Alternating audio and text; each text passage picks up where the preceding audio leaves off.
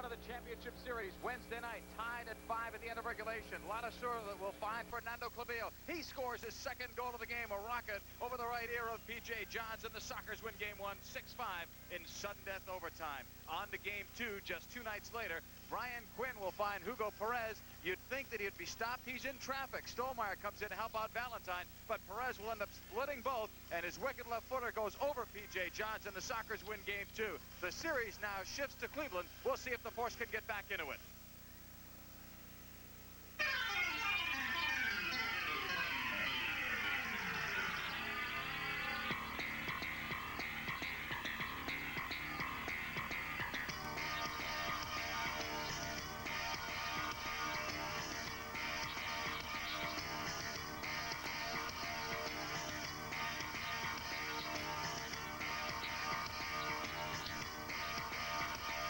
The MISL celebrates its 10th anniversary season as FNN Score and Bud Sports, in association with Madison Square Garden, presents the Championship Series, Game 3, San Diego at Cleveland. Tonight's game is being brought to you by Budweiser, the king of beers and proud sponsor of the 1988 U.S. Olympic team. For all you do, this Bud's for you. By Metropolitan Life and affiliated companies. Get Met, it pays. And by Gatorade Thirst Quencher. Gatorade is thirst aid for that deep down body thirst. We're inside the Richfield Coliseum, where the series has shifted for games 3, 4, and 5 if necessary, here at the home of the Cleveland Force, where they only lost 6 times during the regular season. A pleasant good evening, everyone. Welcome to our live coverage of Game 3 of the Championship Series. I'm John Paul Della Camera. It is a must-win game, really, for the Cleveland Force. Not so much for San Diego, because they do have 2 games to none lead. Now, in Game 1, it was tied on 5 different occasions, and neither team led by more than 1 goal at any time. But Game 2 was a different story, and the Cleveland Force fell behind earlier in the game and didn't have enough to beat Zoltan Tolton Company, and it ended up to be a pretty easy win for the San Diego Sockers. And for Cleveland to win tonight and turn that series around, they're going to have to raise their level of play, much like the Sockers did. So Game 3 is such a significant game for both clubs, especially Cleveland. We talked to 2 important players before the game about their feelings on game number 3. Okay. Well, in the Game 3, we've got to pretty much get our act together. The most important thing for us is we got to get out of the back, especially in the Game 2. We couldn't get out. They put a lot of pressure on us, and I think that's the key tonight, is getting out of the back and being able to control the game and have the possession of the ball much more than we had in the first 2 games. Game 3 is very important to the San Diego Sockers. We're going to take a very positive attitude into this game. We realize we're in the driver's seat. We're winning 2-0 in the series right now. And what we want to do is do the same thing we did in the second game. We came out, put a lot of pressure on Cleveland, made it very difficult for them to play, and forced them to turn the ball over quite a bit. And if we feel if we can do the same thing here in their arena, we should be able to take a 3-0 lead after this game. Well, Cleveland cannot afford to lose this game, and as the saying goes, it ain't over until the fat lady sings. But, Seamus Ballin, the fat lady may not be singing right now, but if San Diego wins this one tonight, I think you'll hear her warming up her vocal cords. That's right. There may be some humming under the stands. Well, I'll tell you, San Diego really is in a great position. They've done it with superb defense, but they've also done it with some great scoring. You saw a superb Perez goal there a few minutes ago, and I think that's all the more significant when you consider that Branko Segota, their great scorer, is out for the entire series. Now, that would suggest that Cleveland would be able to shut down Perez, but instead the opposite has happened. Perez has really come to life, and he has a tremendous physical attribute that coaches love to find, which is great one-on-one skill or one-on-2 skill. And in the narrow confines of indoor soccer, that's very crucial. On the other hand, you heard Haskeby talk about the problems for Cleveland. They've not been able to get the ball forward from behind, and Haskeby himself can't be the person to come back and keep doing that. They've got to rely on John Stolmeyer and Desmond Armstrong to do some of that. They must do it tonight. Keep in mind also that the last meeting here in the regular season was a 1-goal game which Cleveland lost. In that game, Armstrong and Stolmeyer combined in 4 goals, so they can do it. We'll see what happens tonight when these 2 clubs get together. We're told that Jim Gorsuch will get the starting assignment for Ron Newman's San Diego Sockers. On the opposite side, P.J. Johns will start again for the Cleveland Force. Stay with us. The kickoff is next from Richfield, Ohio. It wants to make your pizza ice cold. But Domino's pizza is hot and fresh. Because they deliver in less than 30 minutes. Sorry, Lloyd. Domino's pizza delivers hot and fresh. Financial News Network is the only place where you can keep an eye on your money throughout the business day. From before the opening bell to a comprehensive wrap-up on America's business, you can count on the people who know money at Financial News Network. every body is different. New bodies need Turtle Wax's new non-abrasive wax. Not so new bodies need the super hard shell finish of original Turtle Wax. And there's Turtle Wax Colorback Finish Restorer for older bodies. But the one thing everybody needs is Turtle Wax. Turtle Wax is for every body. Basketball at its best. Dr. J, Jerry West, Wilt, and Bill Russell. Catch the best in basketball with this great sports package offer. This Basketball Legends package features the greatest basketball players of all time on 4 videotapes. You'll see the incomparable Dr. J, Julius Erving, the man who transformed the game with an electrifying arsenal of offensive weapons. You'll meet the incredible Jerry West. Drafted by the Lakers in 1960, West scored close to 30,000 points in his career. And Wilt the Stilt Chamberlain, the most dominant player ever to step on a basketball court. You'll also get this Bill Russell video. The bearded wonder was the greatest defensive player in NBA history. The retail value of these great tapes is nearly $100, but we'll send them to you for just $59.95. And if you order now, we'll also send you this Kareem Abdul-Jabbar video, the greatest basketball player of all time. That's right, 5 exciting videos, just $59.95.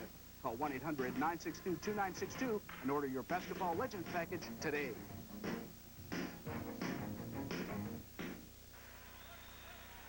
Aleek's Performance Footwear sponsoring today's officials. Herb Silva in the middle, Kelly Mock to the right, and Tom Gordon to the left as we now switch to our starting goalkeepers, Jim Gorsuch, as Ron Newman appears to be going back to his alternating goalkeepers that worked so well during the regular season.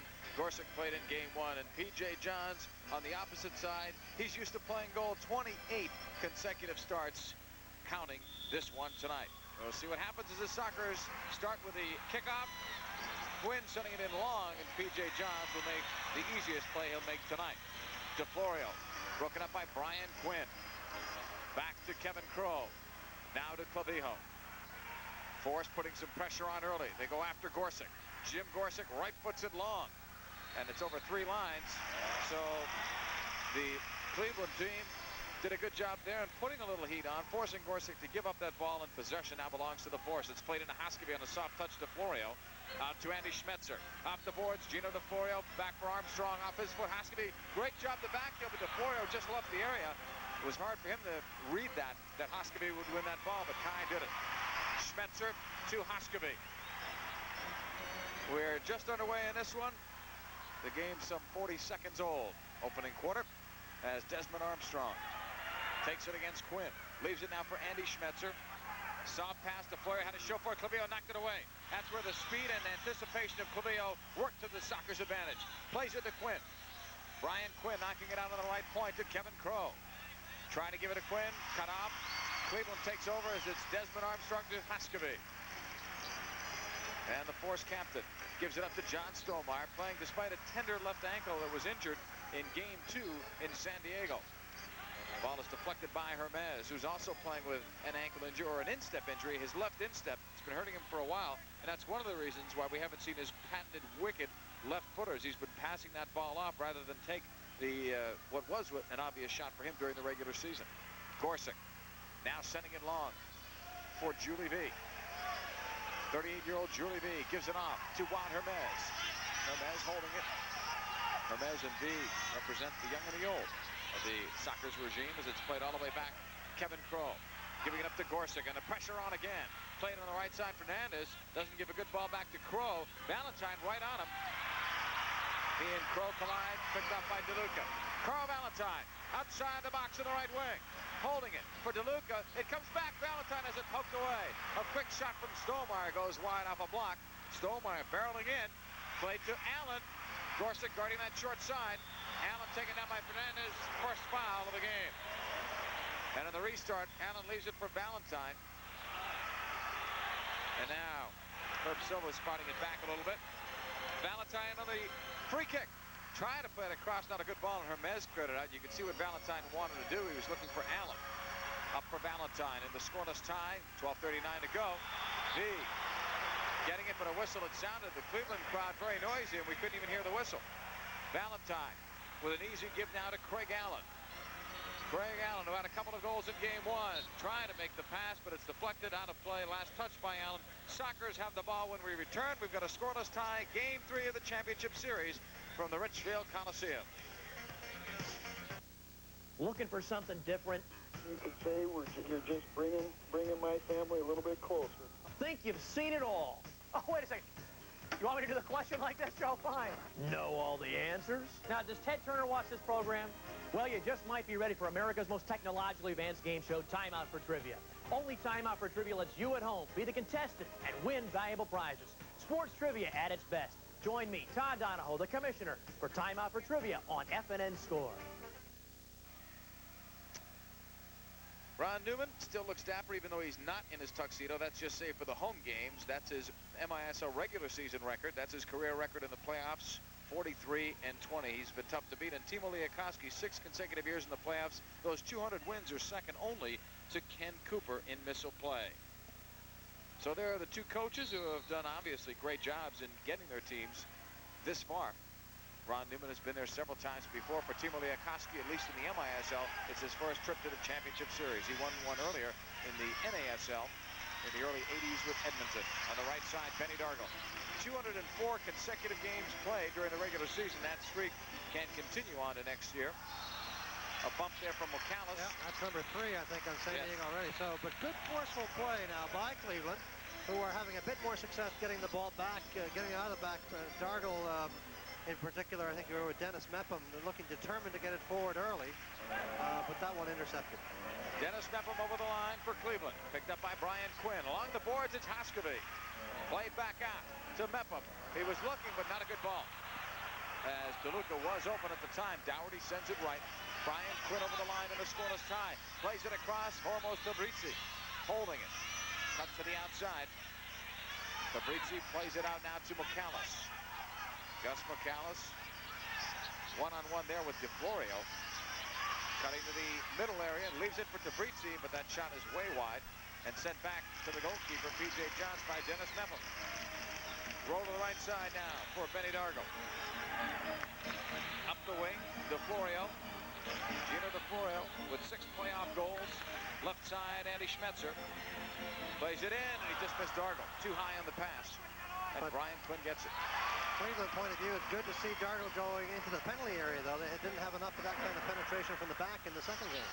Ball played at Karic, who had a fine game, too, after being benched for the previous several games from the Kansas City series. Right side, McAllis. Quinn for Karic, who does well on the turn. Off the boards. Oh, nobody home for San Diego. Karic delivered it, but no one made the run down that left wing. Andy Schmetzer going long, but McAllis is there. They were looking for the home run to Craig Allen. Right side, Hermes. Kai Hoskovy said in the last game that it's probably more important this game here at home. You don't want to keep coming from behind. You've got to get a lead on San Diego. Maybe here at home they can do just that. They got a lead in game 1, but didn't hold up. Andy Schmetzer over midfield. But we're seeing more of a spark to the force already in the opening minutes of play here than we did in game 2. Valentine to Andy Schmetzer. 10:15 to go. Scoreless opening quarter from the Richfield Coliseum. Left side, Armstrong. Andy Schmetzer into Valentine. Valentine trying to pump it, and it was blocked out of play, but they'll have a chance here on that corner. Well, good to see Desmond Armstrong going forward there for Cleveland, going way down the left-hand side because Valentine had come back. Well, you see the playoff history there in their graphics. Force have always had troubles getting to this round. And now they're here, they're 2 games down, but they really have the sense that they've can do something here at home. Obviously, they've got to try to win all 3, but they can't think about 4 and 5. This is the must-win for them. Desmond Armstrong on the restart. To Stolmeyer. Shot blocked there. Nice block by George Fernandez. He had a great game the other night. Stolmeyer. Cutting to the inside, great move, and then it's knocked away. There's Ladiseur. And a long Gorsuch throw is deflected by Armstrong, almost onto the onrushing Crow. He'll still get it. Crow picked up by Valentine. Plays it back out into the neutral zone. Juan Hermes across to Perez. Perez, 2 consecutive 3-point games, 2 goals and 1 assist in each. Right side, Karic. We're told Perez would be questionable for tonight with a right hip flexor strain, and he's taped up high on the right leg area. But he also had a similar injury reported in game 2. and he had the 3 points. He was limping this morning, but he said he'd play. And Cleveland will have to watch him. Perez will knock it back. Hermes leaves it for McAllis. Gus McAllis. Cleveland there, JP, quite successful in beating the press. They were under a lot of pressure, the kind of pressure that they had troubles with in San Diego. That time they got by. Headed away by Allen. And over on the right wing side, it's picked up again by McAllis. Leads it for Hermes. Tackled away by DeLuca. Loose ball. DeLuca plays it right back to P.J. Johns. P.J. Johns rolls it to Craig Allen. Allen off the boards for Valentine. Avoiding a tackle from Clavijo. Knocked back to Craig Allen. Their second all-time leading playoff score. Mepham to DeLuca. Over the line he comes. DeLuca still playing with that bad right ankle that's going to require surgery in the offseason. Mepham cutting. Shooting high, and just a bit too high was Mepham. Into the box. It's headed down by McAllis. And on the right wing, it's Brian Quinn. Their MVP in the playoffs 2 years ago. Excuse me, JP. I just saw Perez breaking like fury down the field, but Quinn couldn't quite get it to him. Breaking as if the hip flexor strain wasn't bothering him? Ah, yes. Ball is played into the corner. DeLuca, whoa. P.J. Johns would love to get a lower ball than that one. Dargle up for DeFlorio. Leading it for Hoskovy. Hoskovy holding it. Brings it in a few strides against Perez. Right across. Mepham in the box off Dargle. Then he couldn't control it off the touch. For Cleveland to be successful, at least up front, Seamus, one would think they're going to have to find Hoskovy as often as they can because he can make it all happen. Yeah, and he's got to be as far forward as he possibly can be. Good pressure here by Cleveland. They may win this ball. Well, eventually they got a piece of it with Armstrong as the foul is called. That's 4. Garrett's guilty that time. Armstrong playing it across now to Andy Schmetzer. Back it goes to Stollmeyer. Stollmeyer lifting it long for Hoskovy, but it went over 3 lines. So it'll come back. That's really the first time Cleveland has panicked so far. And panic has cost them in the previous 2 games in terms of some bad play on passes. Lots of times it's emanated from goal, and they've got to work on that. Well, Hoskovy there unhappy with Stollmeyer, feeling that he should have given the ball to Armstrong. Spencer picking up Quinn. Brian Quinn never quits. Off the boards, Hoskovy. Played it beyond Fernandez, and then Fernandez slowed him down. Kai tried to get an obstruction call. Up now for Dougherty. 40 goals during the regular season. 5'2", but he had no trouble scoring goals. Fernandez. Up to Quinn. Brian Quinn in the scoreless tie. 6:57 to go in the first quarter. Cleveland and San Diego in game 3. Back for Jim Gorsuch. Hoskovy putting that pressure on again. Gorsuch delivers it out. Quinn leading for Carriage. Johns comes out. Had to win it. Did, but now it's off of Spencer. A quick shot wide. Rebound. Dougherty can't get it in. Dougherty again blocked by Desmond Armstrong. Some indecision on the part of a couple of forced players almost resulted in the first goal of the game. DeFlorio has it blocked ahead, but Quinn will take it here. There's a chance on a quick counter, but now Carriage will hold up. Gino DeFlorio's woes continue there. A great break for an excellent release pass from the back to set that attack going. But he mishit the dribble, and it got away from him. Oh, DeFlorio has struggled in these playoffs, but it's been mostly his defensive play that has been mentioned. Here's a loose ball. Ruotolo put it upstairs, and Cleveland starting to hit the skids here, although the goals have not come in this one. We're still looking for our first goal with 6 minutes and 10 seconds still to play in the opening quarter. Scoreboard Incorporated, the only publicly owned baseball card distributor in the U.S., brings you the best way to participate in America's favorite hobby, baseball card collecting, with these 2 great baseball card collector kits. Leading off at $12.95 is the Budget Baseball Card Kit, featuring 75 modern baseball cards, 5 collector pages, 10 portable card holders, the Baseball Hobby Newsletter, the Sports Collector's Digest Price Guide, and Scoreboard's illustrated advice book on buying, selling, and trading cards for fun or investment. If you think that's a lot, you heavy hitters out there can clean up with the All-Star Baseball Card Collecting Kit. At $24.95, you get 150 modern baseball cards, 10 collector pages, 20 portable card holders, the Book of Baseball Cards, the Sports Collector's Digest Price Guide, Baseball Hobby Newsletter, a baseball card memorabilia poster suitable for framing, and a handsome embossed finished professional baseball card album. Here's your chance to join in the excitement of baseball card collecting now by calling 1-800-962-2962. Either way, you score with Scoreboard. With our Bud Flashback 1982 championships, it was New York against the St. Louis Steamers. Recognize Steve Jungle He'll cut it across. Renato Chila, number 4, New York Arrow defender, made his move there to the inside. A left footer, a score, beating Slobo Lievsky. The New York Arrows are champions in the year 1982.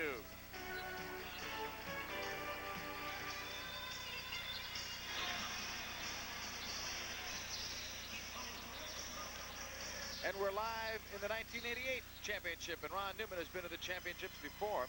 In fact, several times, and he's won them whenever he's been in them.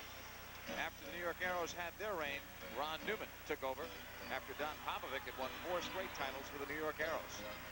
Craig Allen now, as the Force would love to get that first goal of the game. Valentine right side to Dargo. That official timeout, I think, came at a good time there for Cleveland. Starting to give the ball away a little bit. Have a little indecision plaguing them. Dargo back to DeLuca. Up the wing for Carl Valentine. Valentine, a player to watch for the Force. Knocking it back to DeLuca. Right side, Mepham. Looking for Dargo. Gorsuch came out. Blocked it, juggles it. Clear to the right boards. Mepham for Valentine. Valentine wanting to turn, and he was slowed down. Nice play defensively by Clavijo. Roll to the right side now for Tabrizi. Hormuz Tabrizi at midfield. Runs it into the Force zone. Still scoreless. Tabrizi. Couple of moves to the outside, and then he's bumped there by Mepham. First foul for Cleveland. Tabrizi had some good fakes and appeared to maybe have beaten Mepham to the outside. Yeah, indeed. And in fact, the funny thing about that play was Tabrizi was about to go off as a substitute when Gorsuch rolled the ball right to his feet over by the bench, so he had to keep going. Well, he's a defensive runner. That's where he'll normally come out, but when they see him carrying it, they let him go. Here's Hermes, and he shoots it just wide. George Fernandez, the #1 pick of the Force a few years back. Came back to haunt him the other night in Game 2. Off the boards for Kevin Crowe. 2-time Defender of the Year. Only Kim Rundvedt can make the same claim. Fernandez to Hermes. Blocked by Craig Allen. And Hermes has to come back into his own zone for it. 4:48 to go. Opening quarter. And it's a scoreless tie. Hermes waits. They want Cleveland to come after him. San Diego is great at lulling teams and then coming up the field and scoring a goal, so Cleveland's going to have to watch out for that. Fernandez to Gorsuch, now to Kevin Crowe. And we're talking patience here on the part of both clubs, actually. Gorsuch now has 5 seconds to deliver it. Finds Kevin Crowe to midfield. So they break out of there. Crowe over the line. Across to Hugo Perez. Perez giving it to Fernandez. Stopped to the short side by Johns. And now it's Craig Allen. Up the wing, he wants DeLuca. Just a bit too far for DeLuca. Gorsuch off the boards up for Perez. Valentine right after him. But Hugo delivers it to Crowe. Up for V. Mistimed pass to Crowe. And now back to Fernandez. 3:50 to go. First quarter. Scoreless tie. Perez put some spin on that one to Crowe. Bumped by Armstrong. Valentine steps it away. As does Rootolo. Right back to Fernandez, and there's Perez to midfield, cuts it back. Hugo Perez all the way back down to Gorsuch. Well, good pressure here by Cleveland. This is what they had hoped to do, and take some of the ball possession away from San Diego. Allen against Gorsuch, shooting it, blocked by Jim Gorsuch, and shades of an earlier game in this series. Game 2, up the right wing side. Quinn. Right across, easy goal for Julie V. Julie V on San Diego's very first official shot of the game will score the goal. And how quickly things happen, and that happened the other night when Allen didn't score on one side.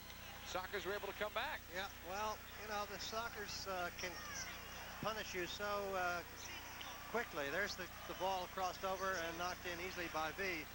But they certainly can murder you in that sort of situation. Now, this is Brian Quinn coming downfield on the break, and his pass is deadly accurate between 2 defenders right over to Julie V. Was no trouble knocking the first goal into the game.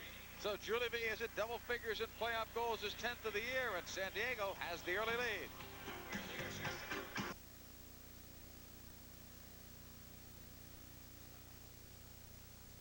The Noid wants to make your pizza ice cold. But Domino's pizza is hot and fresh. Because they deliver in less than 30 minutes. Sorry, Lloyd. Domino's Pizza delivers hot and fresh. Financial News Network is the only place where you can keep an eye on your money throughout the business day.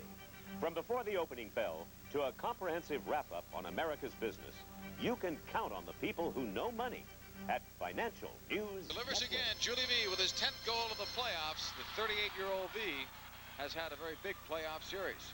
Slacked off a little bit the last couple of games, but he's come back with a goal here. McAllis trying to give it back, and now it's Jim Gorsuch. Jimmy Gorsuch holding on to it. He's counting to himself, and he miscounted. 5 seconds went by. He probably started his countdown after Herb Silva did.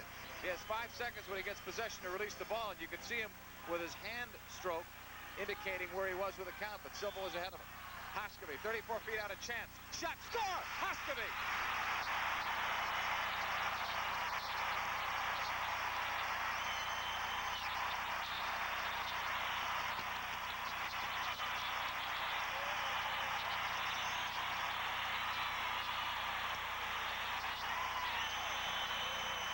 Well, never was a goal more timely struck than this one. Look at the players pinching a little bit here. Karich, I think, turns his back on the play and opens up the wall. And the result, it goes right between the two players. You've got to hold the wall. You see him stepping away and opens up the wall. My goodness, you know, it's very easy to say you got to hold your ground from this vantage point, but you know, if you're a paid professional, you got to be able to do it. You cannot turn your back on the shooter, and that's just what he did. And that's why the discussion there with Hermes, they don't speak the same language, but I'll bet Carrots got the message. But that was one of the giveaways that cost the Sockers. It was Gorsuch who lost it on a 5-second countdown on that transition. He turns the ball over. He gives Hoskeby a free shot, basically, from 34 feet out, and Hoskeby buried it. His 6th goal of the playoffs, unassisted at 12:08. It's tied at 1.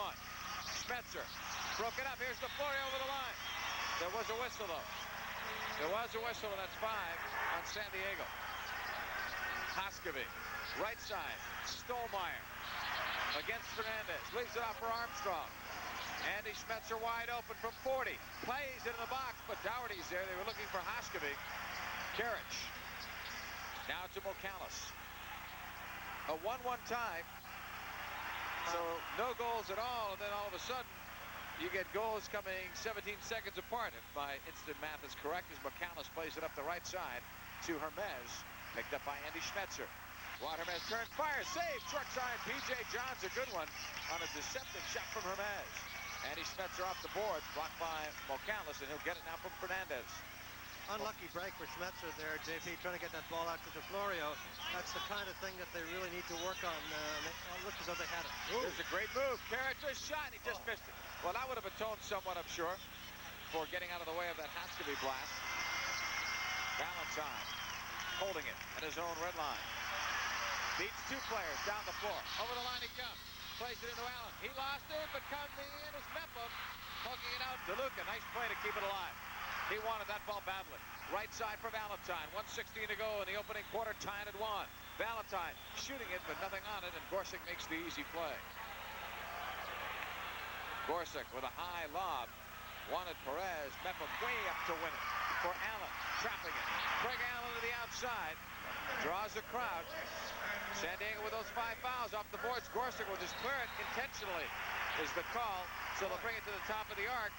Good thing he got that, JP, because Pasquale DeLuca was just cruising in behind him, and he had to stretch. He had to stretch, indeed, Gorsuch did, to get that ball away. Cleveland getting the momentum here, crowd behind them. Now the 2-man wall is Perez, V, and Clavillo. No one is going to flinch here. Clavillo now switching off. Dargo giving it to Allen. It's broken up. So a 2-man wall again is what they did, but with a couple of veterans out there. Karich only in his first season in the league. Ball knocked away from Valentine. Crowd upset. That would have been the 6th foul if it was indeed a foul. Up the right side, Clavillo at midfield. Across it comes to Kevin Crow. Leaving it off for Perez. Over the line he comes in a 1-1 tie. Good ball to Crow off the boards. Crow shooting it. Stopped to the short side. Johns holds his ground and punches it away. V after it. With Valentine. Arm in arm they go. Julie V will get the 6th foul.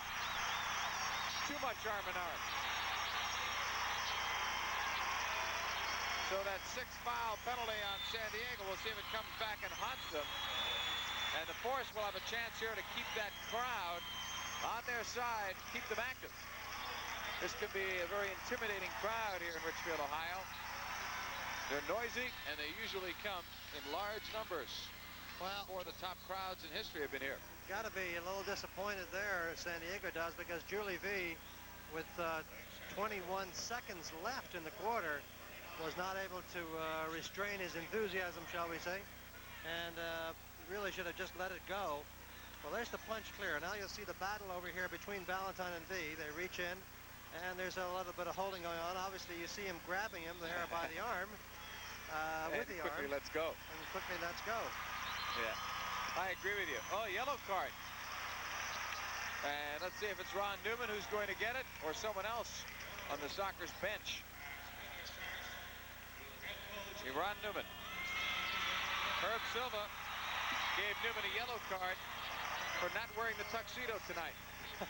21 seconds left in the opening quarter. I agree with you. Julie B's got to know how many fouls there are, and at that point, that's tough right there. Well, he still leads this team in penalty minutes, actually, and I think in the history of the franchise. Yes, he does. Clavillo to midfield. Now Quinn. Off the boards. Quinn has to hustle back. Good job to hold it. Nice job by Quinn. And Gorsuch will clear it away, but Quinn didn't like that clear. It was in some traffic as the horn sounds. Really crow. Ending play in the opening quarter. Quinn and Gorsuch talk it over. When the next quarter starts, there will be 1:39 for the Cleveland Force in the power play to try and generate something. But right now, at the end of one, goals by V and Hoskeby, it's even from Cleveland. All games are won or lost by technique. Now, for the first time ever, Coaches Video Network is offering your son an opportunity to learn winning techniques from the nation's top college coaches with these unique videotapes, which feature coaches from Nebraska, Notre Dame, Baylor, Louisiana State, Louisville, the University of Oklahoma, Clemson, Arkansas, and UCLA. Each tape focuses on one key position and breaks it down, covering basic techniques, advanced creative moves, and important mental aspects of the game. These tapes were designed to help your son become a better athlete and more effective at his position. What better gift can you give your son than the chance to learn from the experience of these major college coaches? Choose from defensive middle guard, defensive ends, strength training, receivers, quarterbacks, offensive line, the defensive secondary, linebackers, offensive backs, or the mental game. Whether the football season is beginning or has started to wind down, your son's future is just starting. Videotapes from Coaches Video Network are an investment in his future. Call 1-800-962-2962 for your Coaches videotape. Order today and let college's great coaches teach you. That's 1-800-962-2962. Don't miss this great offer. Don't delay. Call 1-800-962-2962. Fuss with shampoo and conditioner? Who needs it? I want to wash my hair and go. Championship Series Game 3 is being brought to you by Dr. Pepper, just what the doctor ordered. By Domino's Pizza. Domino's Pizza delivers hot, fresh-baked pizza in 30 minutes or less. And by Turtle Wax, the #1 selling car wax in the world. The Cleveland Force will have a power play. We're looking at Paul Dougherty. He is probably going to be the one sitting it out, or he was, in fact, at the end of that quarter. Sitting it out on the 6th foul. You can pick whomever you want. Usually teams will pick a top offensive player so they can come out and figure in the offense on the other side. And speaking of top offensive players, that's the guy the Force look to in a power play, in a regular strength situation. It doesn't matter. Jim Gorsuch said that's the guy he's going to watch out for. They know he can shoot. They'll try to deny him the shot, but they really respect the passing, his vision, his smarts. He's got a street smarts about him. He knows when to make the long ball, when to make it short, and he can find the guy at the far post, Seamus, when others don't even attempt it. That's right. He has a wonderful first touch on the ball, too, so that when the ball comes to him and he's got to get rid of it accurately, he's able to do that with apparent ease, really. But Stolmeyer, who's out there, of course, on the power play, is leading the team in power play goals at this point, and he's got a lot of power. They'd like to get it to him. Now it's Valentine. Second quarter begins. Here's Hoskeby, and a good chest trap. He'll bring it over the line. Lost it on that touch, though, and Clavillo is there with 13 career shorthanded goals regular season. He'd love to add to that total, or those totals in the playoffs. Clavillo off the boards. Valentine had to win that ball. Speed of Clavillo just amazes. On the right side, Craig Allen leaving it off to Valentine. And Valentine, who had some hamstring troubles early on in the season, gives it up to DeFlorio. Back to Valentine. DeFlorio and Valentine trying to gain an advantage here against a very good penalty killing unit of San Diego. No one has a better penalty killing unit statistically though than the Force, but San Diego's close. Here's DeFlorio. Blocked by Fernandez. Nice move in the middle, but then he's broken up, and Clavillo just banged it out of danger. Boy, DeFlorio did a great job getting away from the wind, but then his first touch abandoned it. DeFlorio from Allen. Good shot save. Gorsuch, that's his best save of the night. Cleared around the boards the other way. Valentine. That was a great shot by DeFlorio. Exactly where it should be. Low far post. Well touched away. Allen lost it on that very first touch, and Fernandez knocked it away as he and Stolmeyer collided. Fernandez got the worst of that one. Rod Newman upset that there was no foul call. Played up in the left wing. DeFlorio cutting. Plays it across. Stolmeyer missed. Haskavy blocked. A free chance for Valentine. I heard a whistle. Yeah. A whistle on the fallen Cleveland. Allen, I think, yeah. Well, that was a great chance indeed for Cleveland, and Stolmeyer did exactly what he needed to do, which is to put that ball in behind the San Diego defense, but nobody was able to just flick it home. I'm not so sure it was a pass in that. 6 seconds, all that's left. On the penalty killing, Clavillo will get it from Gorsuch. Played it up on the right side. Zoran Karic after it. Slowed down by Dargle, who holds on to him and now tackles it away. Dougherty is back on. So Cleveland cannot cash in on that opportunity. So they're 0 for 1 on the power play. Off the right boards. Karic. Muscled there by Benny Dargle. Dargle won the ball, but he fouled in the process. Second foul on the Force. Benny Dargle, a veteran of play with the Cleveland Force. Our next televised game, Game 4, Tuesday, 8 p.m. Eastern Time, 5 Pacific Time. Hope you'll join us for that one. Dougherty against DeLuca.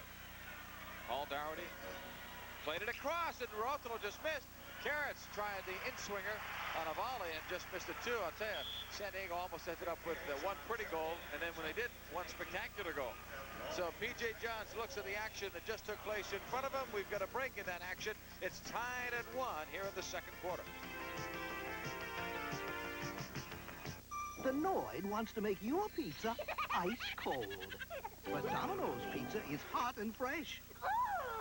Because they deliver in less than 30 minutes. Sorry, Noid. Domino's pizza delivers hot and fresh. Financial News Network is the only place where you can keep an eye on your money throughout the business day. From before the opening bell to a comprehensive wrap-up on America's business, you can count on the people who know money at Financial News Network. Welcome back, everyone. It's a 1-1 tie. John, great turn. He's better, I think, with his left than his right, but he can go either way. Foul. Yeah, he absolutely wasted Dargle on that turn. He just spun around Dargle like nothing. Great piece of work by Karic. And the shot was high quality, too. Far post, which is, of course, always the better option. And it just hit the inside of the post and came out. Goalkeeper's best friend because Johns was beaten on that. DeLuca up for Walt Schmetzer. Laid it off for Kitson. Kitson against Hermes. Tripped up. That could be 2. Well, foul only. Second foul in San Diego. 2 on the Cleveland Force. So they're even in fouls, and they're even on the scoreboard at 1 apiece. Off the boards. Right side, Michael King. King holding it. Plays it back out to the point. In now for Kitson. Kitson with a couple of points, won each game. Knocked away now by San Diego. Here's Tabrizi. Can he beat DeLuca, that is? He gets by him. Tabrizi, left footer, and he put it upstairs. Tabrizi made a good run against DeLuca, and that's the case where DeLuca's bad ankle may have slowed him down just a little bit, but Tabrizi also not with a lot of experience, so that's understandable as well. Here we take another look at it, but he does very well to battle DeLuca here, shoulder to shoulder, and DeLuca just sort of loses stride a bit and stumbles. But Tabrizi flicking it a little bit to his right first, if you saw him, and that took it off the carpet a bit and then got under it. I'm just surprised we haven't seen Hugo Perez for quite some time. Have you noticed? He hasn't taken a shift in a while. I wonder if that injury really is more serious than we thought. I see him on the bench over there, but he's not taking a shift in the 3 minutes that we've played thus far. He did play in that opening quarter. Callis. But keep in mind, too, they were killing a penalty, and he would not play there anyway for the first minute 39. Well, we'll see if he comes out. If he doesn't come out in the next couple of minutes, then there may be a problem. DeFlorio holding it. Great job off the boards to get it away there. Armstrong getting free. Gorsuch blocks it. It's loose. Did he use his hands outside? Or they're going to call a dangerous play. Dangerous play on the keeper. So an opportunity here for Hoskevy and company. And if you're Gorsuch, you got to worry about number 12 of the force. Hoskevy fakes one way, gives to DeFlorio, shot blocked in front and cleared. Landed out of play and came back onto the playing surface. 11:29 to go in the second. It's all tied up, one apiece. Well, Cleveland certainly looking a far different side from what we saw in San Diego. Not surprisingly, of course, they are at home, and they know that this is absolutely the must game of the whole series for them. But they're certainly getting the ball forward a lot better. There's Perez, as we were talking about a few minutes ago. Hard to imagine that he's not going to be in this game. DeFlorio's shot is deflected out of play. Corner kick, though, yeah. I'll tell you, if he doesn't play in a while, we'll check it out and we'll get a report. 11:24 to go as we look at the Force bench looking on. They didn't have that much to look forward to in game number 2. Things did not look good no matter what was tried, as San Diego just played so well, raising their level. But the Force, we've still not seen the real Cleveland Force. Maybe we're getting there tonight. We're certainly making progress in seeing Cleveland. Has to be a cross off DeFlorio. Second try too high on the header. Oh, boy. Gino DeFlorio is just having a hard time. That looked like it should surely be home. Hoskevy is wide on that one. Crow blocked by Armstrong. DeFlorio, nice touch just to get anywhere near that ball. Stolmeyer right across. Gorsuch bobbled and then got it. Got it off the bobble. On the left side, V chipping it ahead. Lanasur on the run. Tying up at 1. Left for Julie V. Cleveland doing very well there to get back after the disappointment of getting nothing for their efforts. Did extremely well to get 4 players back quickly. Good point, because everyone was up. DeFlorio over the line.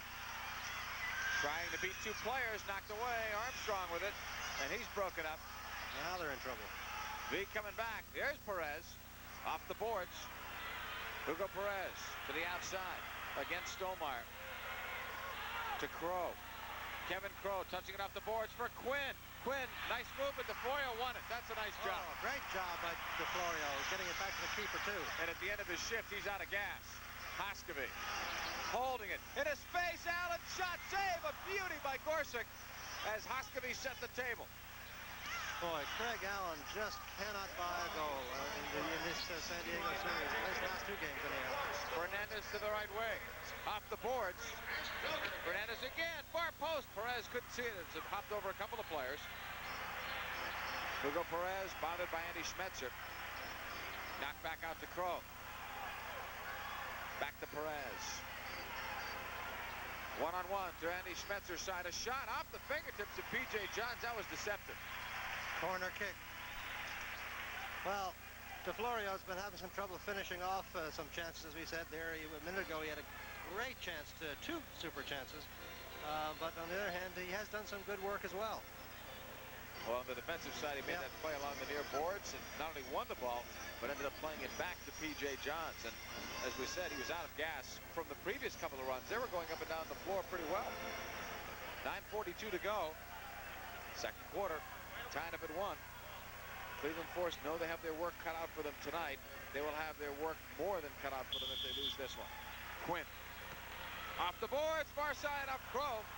And we've got a player down. Did he collide with Crow's knee? Yeah, Crow came in from behind him, hoping to get a header on that ball. That ball was played off the glass, intended for Crow's head. And I'm not sure who it is. Is it Stolmeyer? Yeah. I thought it was Schmetzer, Walt Schmetzer maybe? Yeah. I saw 4. Yeah, it's not, you're right. I think you're right. Well, here's the ball. It's flicked off the glass here, intended for the head. See, it's played off the glass, and Dargo. Benny Dargo. In any case, I think it was the knee that came into the side of the head of Benny Dargo. Yeah, that caught him right above the eye. As he leaned down to try to flick that ball away with his head. It was a very dangerous cross because it was played off the glass just by the crossbar, which is the kind of ball you think the keeper should be able to get at. Yeah, looks is he bleeding? I think there's some blood drawn there, yeah. There's quite a bit. But as he flicked that ball away, Crow came in from behind him with his knee trying to knock it in. Here we'll see it again. There's the header. Now you see the knee coming through right there, or the elbow maybe even. Maybe it was the right elbow. I think it was the right elbow, just catching him on the side of the head, and that's what opened the cut. So we'll have to, I should think, he'll have to have a few stitches there. Yeah, that was pretty dangerous, right above the left eye, and looked like just enough above it so that he shouldn't have any problems. And knowing Benny Dargle, he'll do his darndest to get back out there. Mepham leads it, but Gorsuch is there. They almost sprung Valentine. Still tied at 1, 9:29 to play in the second quarter. Gorsuch motioning. He's running out of time. He just gets it away.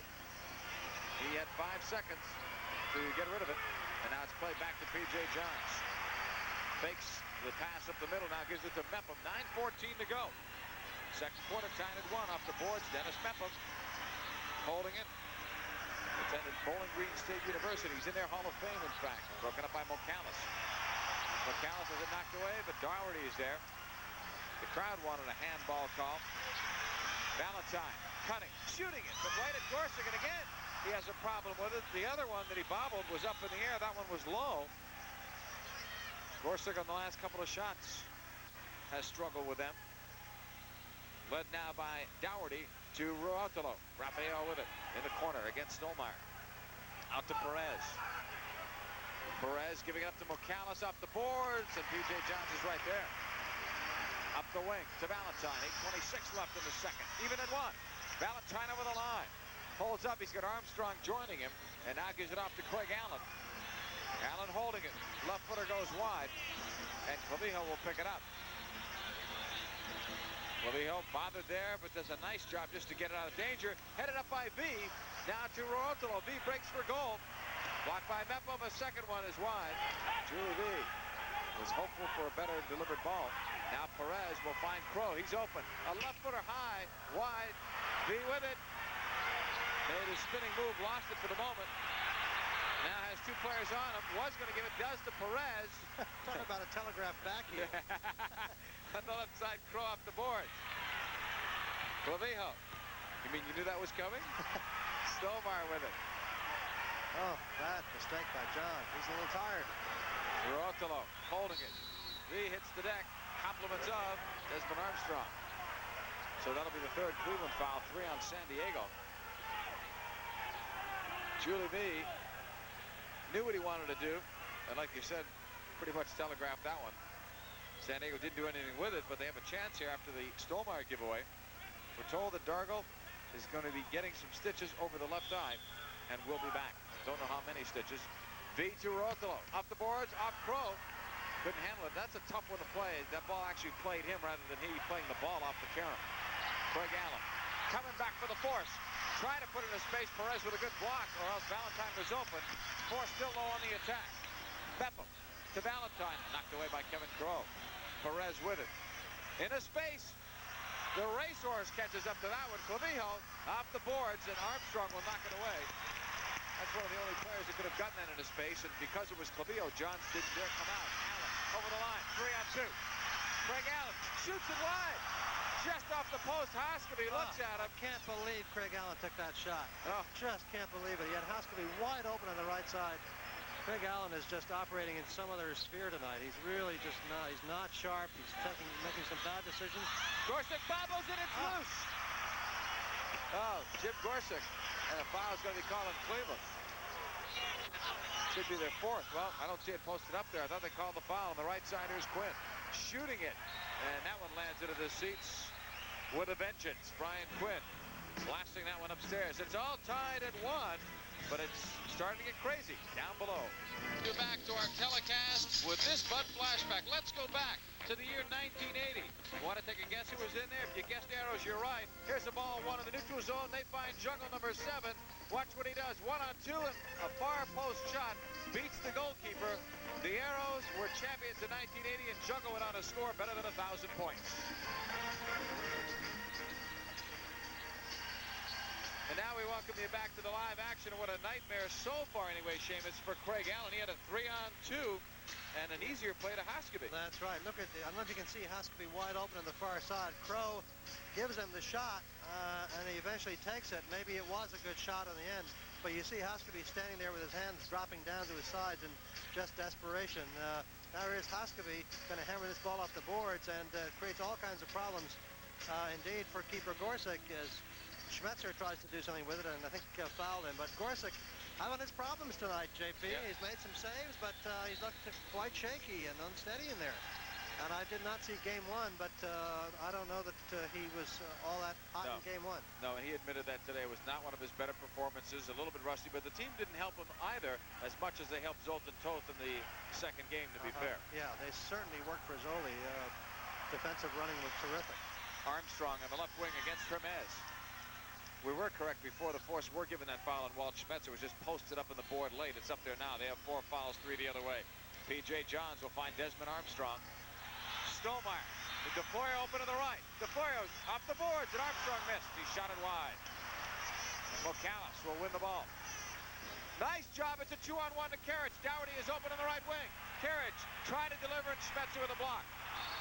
And Carriage bumped into Schmetzer, and that'll be 4 fouls in San Diego. Carriage has had a rough night as well. He made that one great turn, but he flinched big time on that goal off of a restart on Haskeby, and right there on the 2-on-1, he was unable to deliver it. Yeah, almost breakdown right there between Stolmeyer and Haskeby. Stolmeyer faking to check off to his left and then made a sudden move to his right. Meanwhile, Stolmeyer's head went down so he could see the ball and delivered it right to where he thought Haskeby was going. To look up, finally, to his horror that Haskeby had gone the other way. Well, this is the San Diego slowdown, and now they'll pick it up. Up for Julie B. He's double teamed, knocked back to George Fernandez. Lifting it long off the left footer for Dougherty off the boards. Hermes trying to tee it up and a foul. They've got Rod Hermes on the foul. That'll be 5 on San Diego. At one point they were behind Cleveland in fouls. Now they've been the aggressor. Next foul will cost them. Off the boards, Fernandez picks it off. Yeah, John Stolmeyer again not able to deliver the ball from the back, and he's grits his teeth in anger with himself. Quinn off the boards. Quick shot went wide, and P.J. Johnson looked like he got fooled getting caught behind there in the net. Stolmeyer, that's a 6th foul.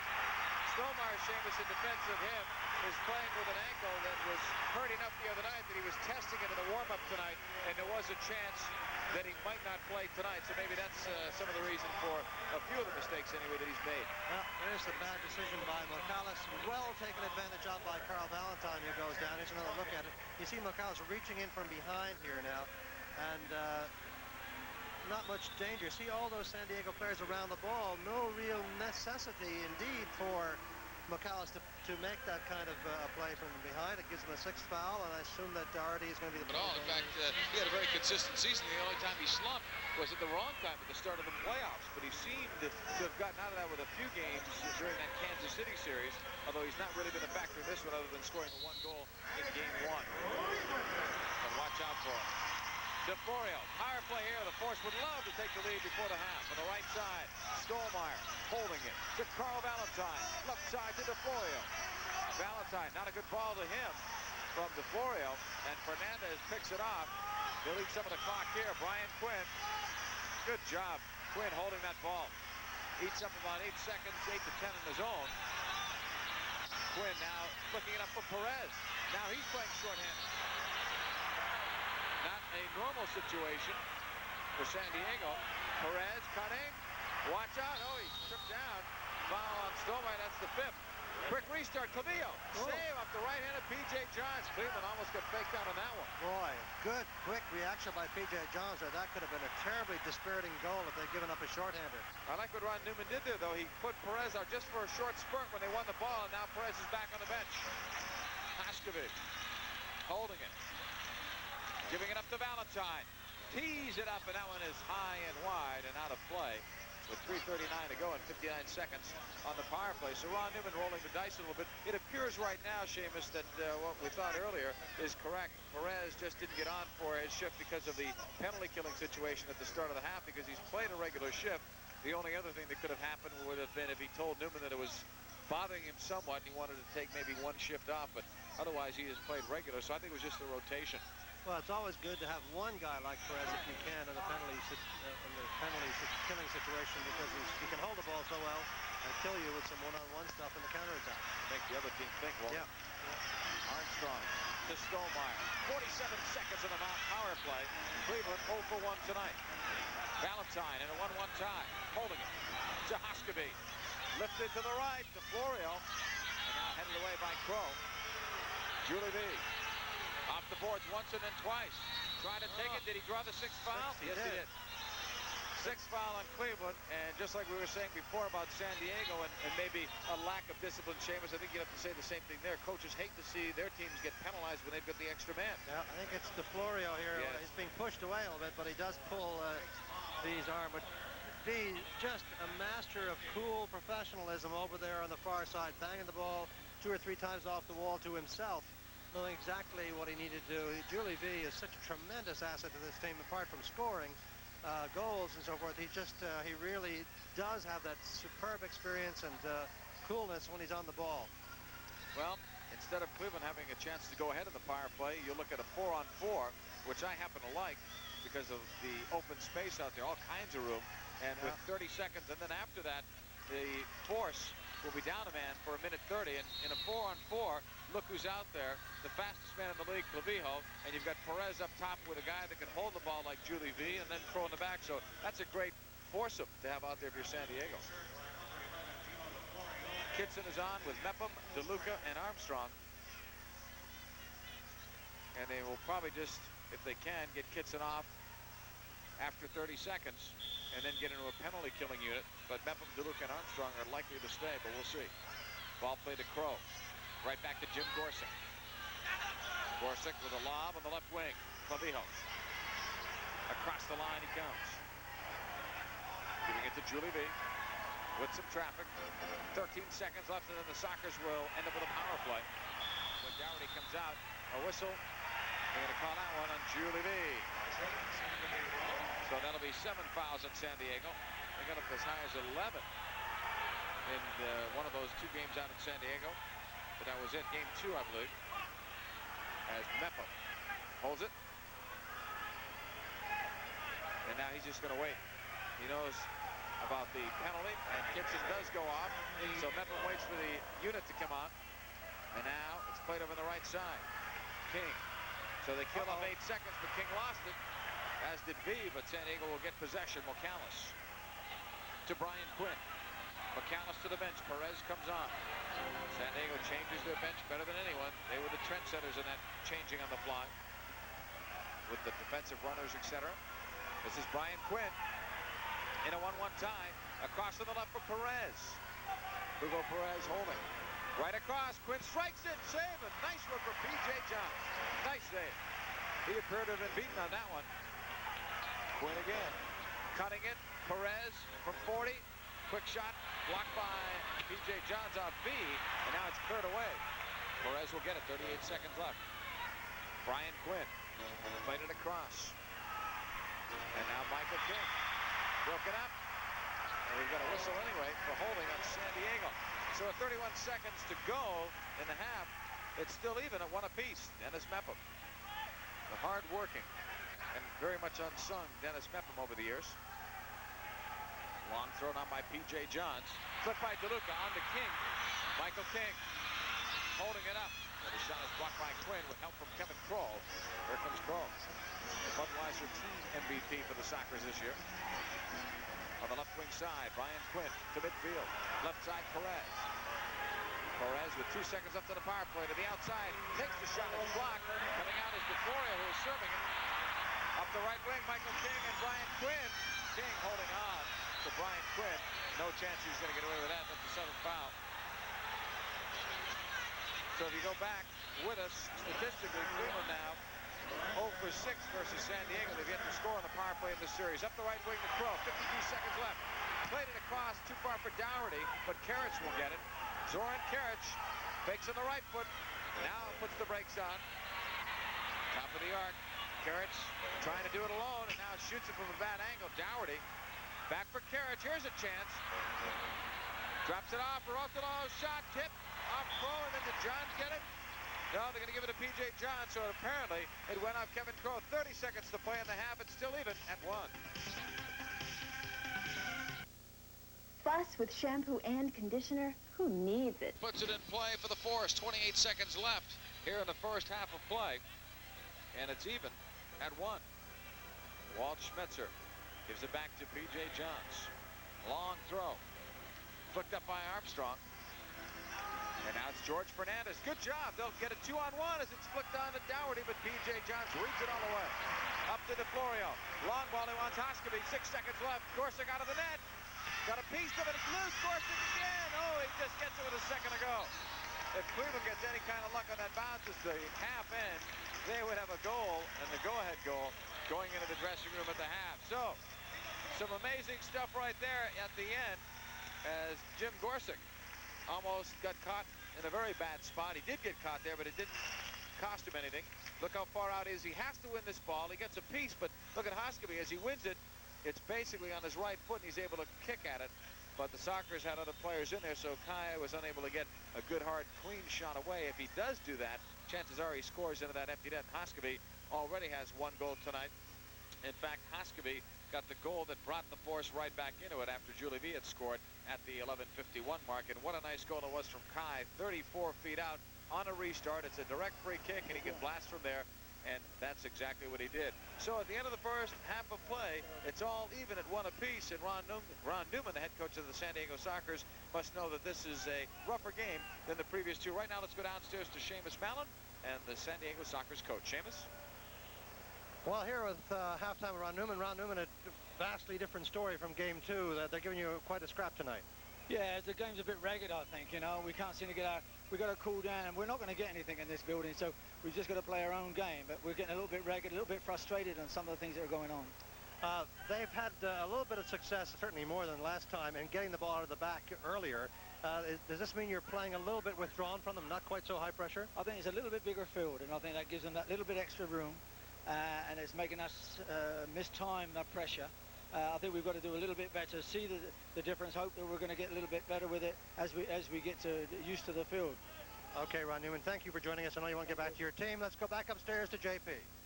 Thank you, Seamus. And Coach Newman, it's all even at 1 apiece at the end of the first half, but the Cleveland Force in game 3 have really come to play. We'll be back.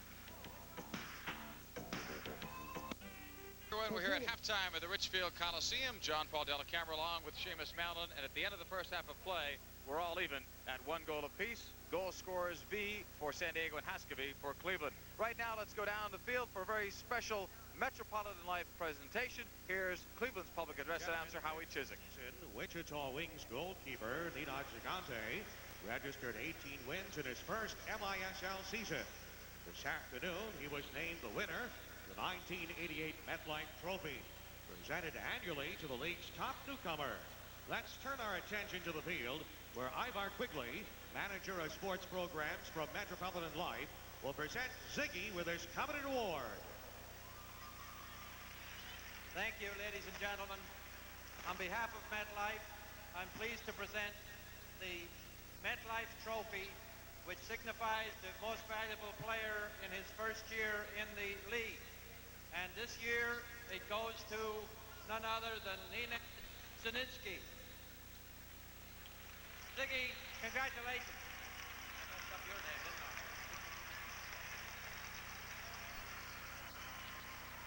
I? Thank you for MetLife. It's a great honor to get this nice trophy. Thank you.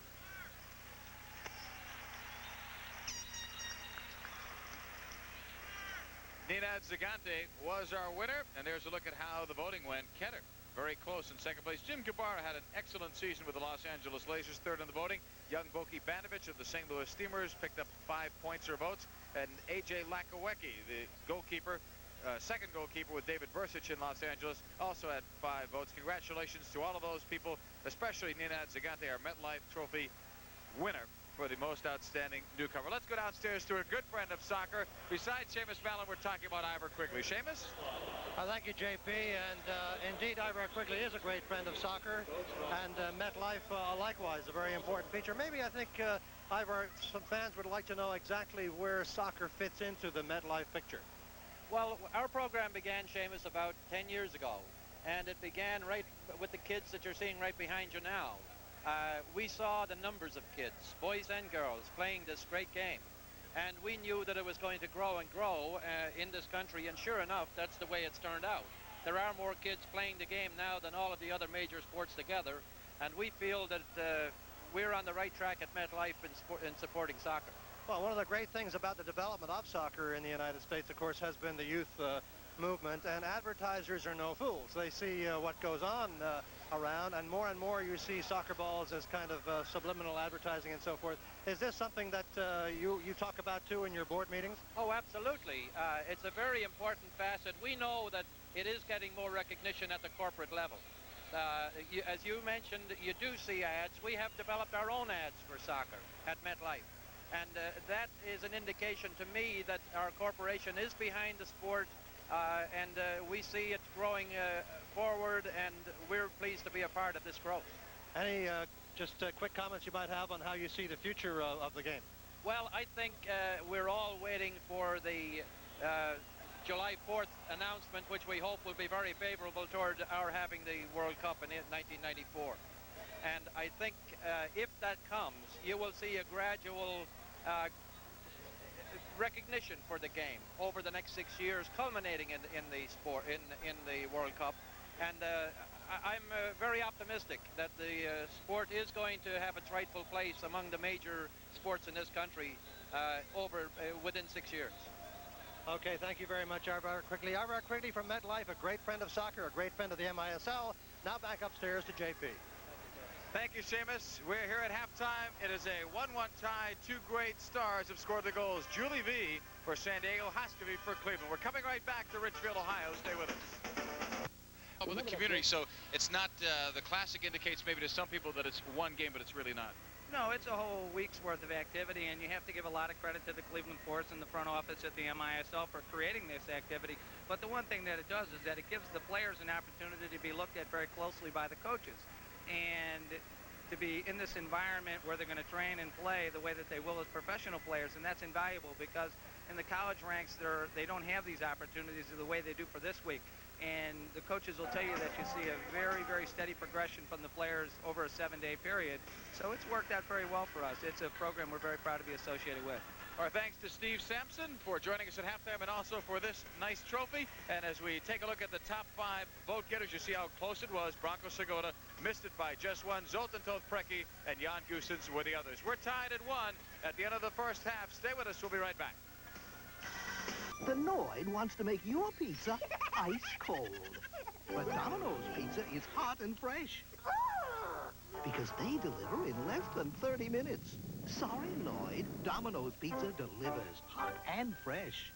Financial News Network is the only place where you can keep an eye on your money throughout the business day. From before the opening bell to a comprehensive wrap-up on America's business, you can count on the people who know money at Financial News Network. Football games are won or lost by technique. Now, for the first time ever, Coaches Video Network is offering your son an opportunity to learn winning techniques from the nation's top college coaches with these unique videotapes, which feature coaches from Nebraska, Notre Dame, Baylor, Louisiana State, Louisville, the University of Oklahoma, Clemson, Arkansas, and UCLA. Each tape focuses on one key position and breaks it down, covering basic techniques, advanced creative moves, and important mental aspects of the game.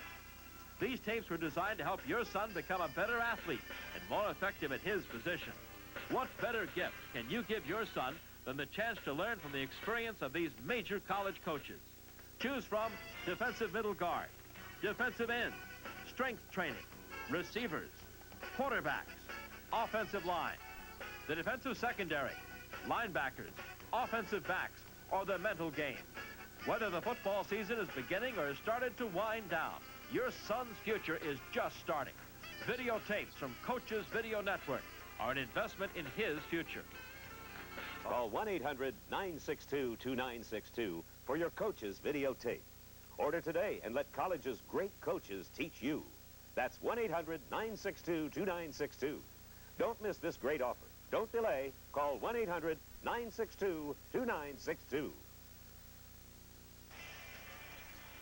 The Championship Series Game 3 is being brought to you by Dr. Pepper, just what the doctor ordered. by Domino's Pizza. Domino's Pizza delivers hot, fresh baked pizza in 30 minutes or less. And by Turtle Wax, the #1 selling car wax in the world.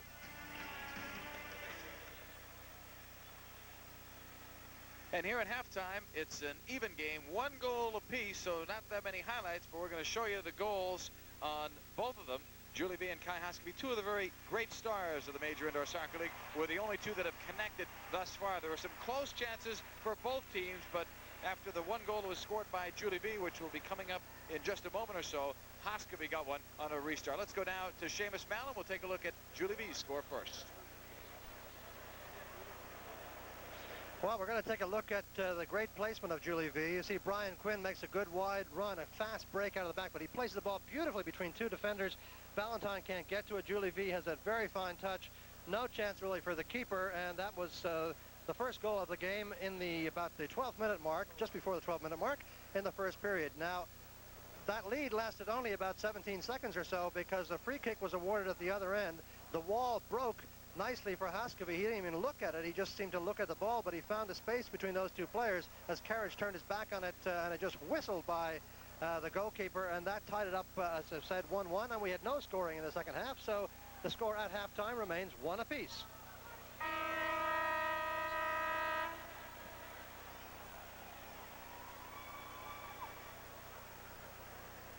Stats for the first half of play. It's the Force out shooting San Diego 13-10. The saves are dead even at 7. Blocks give San Diego 3 more, and fouls 14-8 for the Sockers. No one has been able to do much, though, in their power play. Sockers 0 for 1 and Cleveland 0 for 2. That means that San Diego 1 for 6 on the power play versus Cleveland, and on the opposite side, Cleveland is 0 for 2. But you know what? No one scores goals against the Force in this building. They are 0 for 5, and now they'll be 0 for 6. That means 31 consecutive power plays they have stopped, the Cleveland Force have, going from the regular season into the playoffs. Last power play goal allowed here against Wichita, 2 of them, in fact, back on December the 27th. Right now, before the third quarter starts, let's get some words from the Cleveland Force coach. We go downstairs to Seamus Mallon. Okay, with me, Timo Lukoski. We're about to start the third quarter, Timo, but a quick comment. Obviously, things going a bit better for you in the back in this particular game. Well, I think we're playing with much more energy, and we're forcing to play much more, and I think the score is tied only because we haven't finished some of the good quality chances that we have had. Well, that's the other thing I was going to ask you about. Are you a bit concerned about some of those chances gone a begging, or do you think there'll be more to come? Well, we like to create some more chances, obviously, but you've been involved with the game a long time. Sometimes they come back and haunt you, and we certainly hope that that's not the case tonight. Okay, thank you very much, Timo. Back to your bench, and back upstairs to JP. Okay, Seamus, it's a 1-1 tie. We'll see if Cleveland can indeed finish off some of those chances. And if you've been watching the entire telecast, you can remember quite a few of them. Craig Allen having one, and Gorsuch bobbled maybe 3 of those balls. Had a hard time with it. As we look at the Force, 2-0 in the playoffs when they're tied at the half. And San Diego's 2-1. You can't read too much into that, but those are indeed the stats. San Diego is a team, though, that can win on the road. There's Benny Dargo with that patch or bandage, a very thick one, above his left eye. He received several stitches. We were told we weren't sure that he would come back, but my money's on Benny Dargo coming back. They can get him out there, and the only reason they wouldn't is if they fear any kind of another injury to him, or if someone else is playing particularly well and they don't want to move him. Crow now on the right side of Clavillo. Second half is underway. Desmond Armstrong for the Force. Right side to Hoskeby. And now it's Crow. All the way back to Jim Gorsuch. Giving it up now to Clavillo. Right back to Gorsuch. Toss on the wing to Brian Quinn. Picked up by Hoskeby, who got a piece but not enough. Crow ahead to Carriage. Zoran Carriage puts it ahead. May have been able to do a little bit better with that one as he weighs off Kevin Crow. Back the other way, it's Hoskeby. Mentioned Cleveland has not allowed a power play goal at home since back in December. That's a heck of a streak. They set a record this year. They broke a previous record that was held by teams previously coached by Timo Liakoski and Jay Hoffman. As we mentioned in an earlier game, really Jay Hoffman is the one who puts up with the penalty killing and power play units, and Timo Liakoski gives Jay Hoffman full credits for that. 14-14 to go in the third quarter. Even at 1. Hoskeby by the ball with Stollmeyer. Stolmeyer runs over it. Has to be a shot off the crossbar, but I think Gorsuch got a hand on it at first, or not a whole hand, maybe a couple fingers. Armstrong up the boards to DeFlorio. Gino DeFlorio right across, just wide. Hoskevy off the glass. He's passing a shot wide by DeFlorio. Stolmeyer keeps it in. Loose ball. DeFlorio lost it. Vladisur up to Karich. Puts it into space. Brian Quinn with a good run from the back, but Armstrong is there, had the better angle. And a little bit more left in him than Quinn, who goes to the bench for the breather. Up the wing. Hoskevy stopped to the short side by Gorsuch as Hermes and Hoskevy collide. Hoskevy up slowly. On the left wing comes McAllis. Over the line he comes. He's got a man open to the right. Hermes put it upstairs. And there's where you see that left instep really bothering him. Didn't appear to settle it well, Seamus, and certainly didn't crack it with the authority that we've seen him all year. Now, he had to reach a little bit for it, too. He had to reach back a bit. But, you know, Cleveland, as we have heard from the coach there just before going into the third quarter, really has done a pretty good job this time. They got to be reasonably happy. But, you know, there's a terrible sinking feeling that gets into your stomach as a player as the game rolls on and the goals aren't coming when you start to think about those great chances early on. And I think if you're a Cleveland player or fan, it's hard to forget those things. You've got to forget them as a player, but it's hard to forget them. Well, Kai Hoskevy told us before the game, it seems like maybe they have too much respect for San Diego, and he meant that in a positive way, but what he meant, actually, was that they're thinking that maybe San Diego is so good that Cleveland is not supposed to win. They're close, but they're not supposed to win. And he said they've got to get away from that. They've got to take it to them, being here on the home field and knowing that their backs are to the wall. They can't afford to go down 3 games to none. Long throw by P.J. Johns. Up now for Craig Allen. Allen trying to knock it back. Back at the point. Mepham setting it in, but Gorsuch reads it all the way. No screen setup, so Gorsuch was able to make the play. Up the right side for V. What a quick flick. Hermes looking for Dougherty, but he didn't touch it well. Johns off the boards. Boy, what a Valentine. Yeah, a good job by P.J. Johns. Unfortunately, they give it away again. Julie V over the line. The veteran, and the crafty veteran he is, pushes it outside. Knocked away by Walt Spencer. 2-on-1 as the Force take it back. Walt Spencer over the line. Cutting it back, but McAllis was there. Spencer got back up. Couldn't get a shot away. Gorsuch has it kicked up by Allen.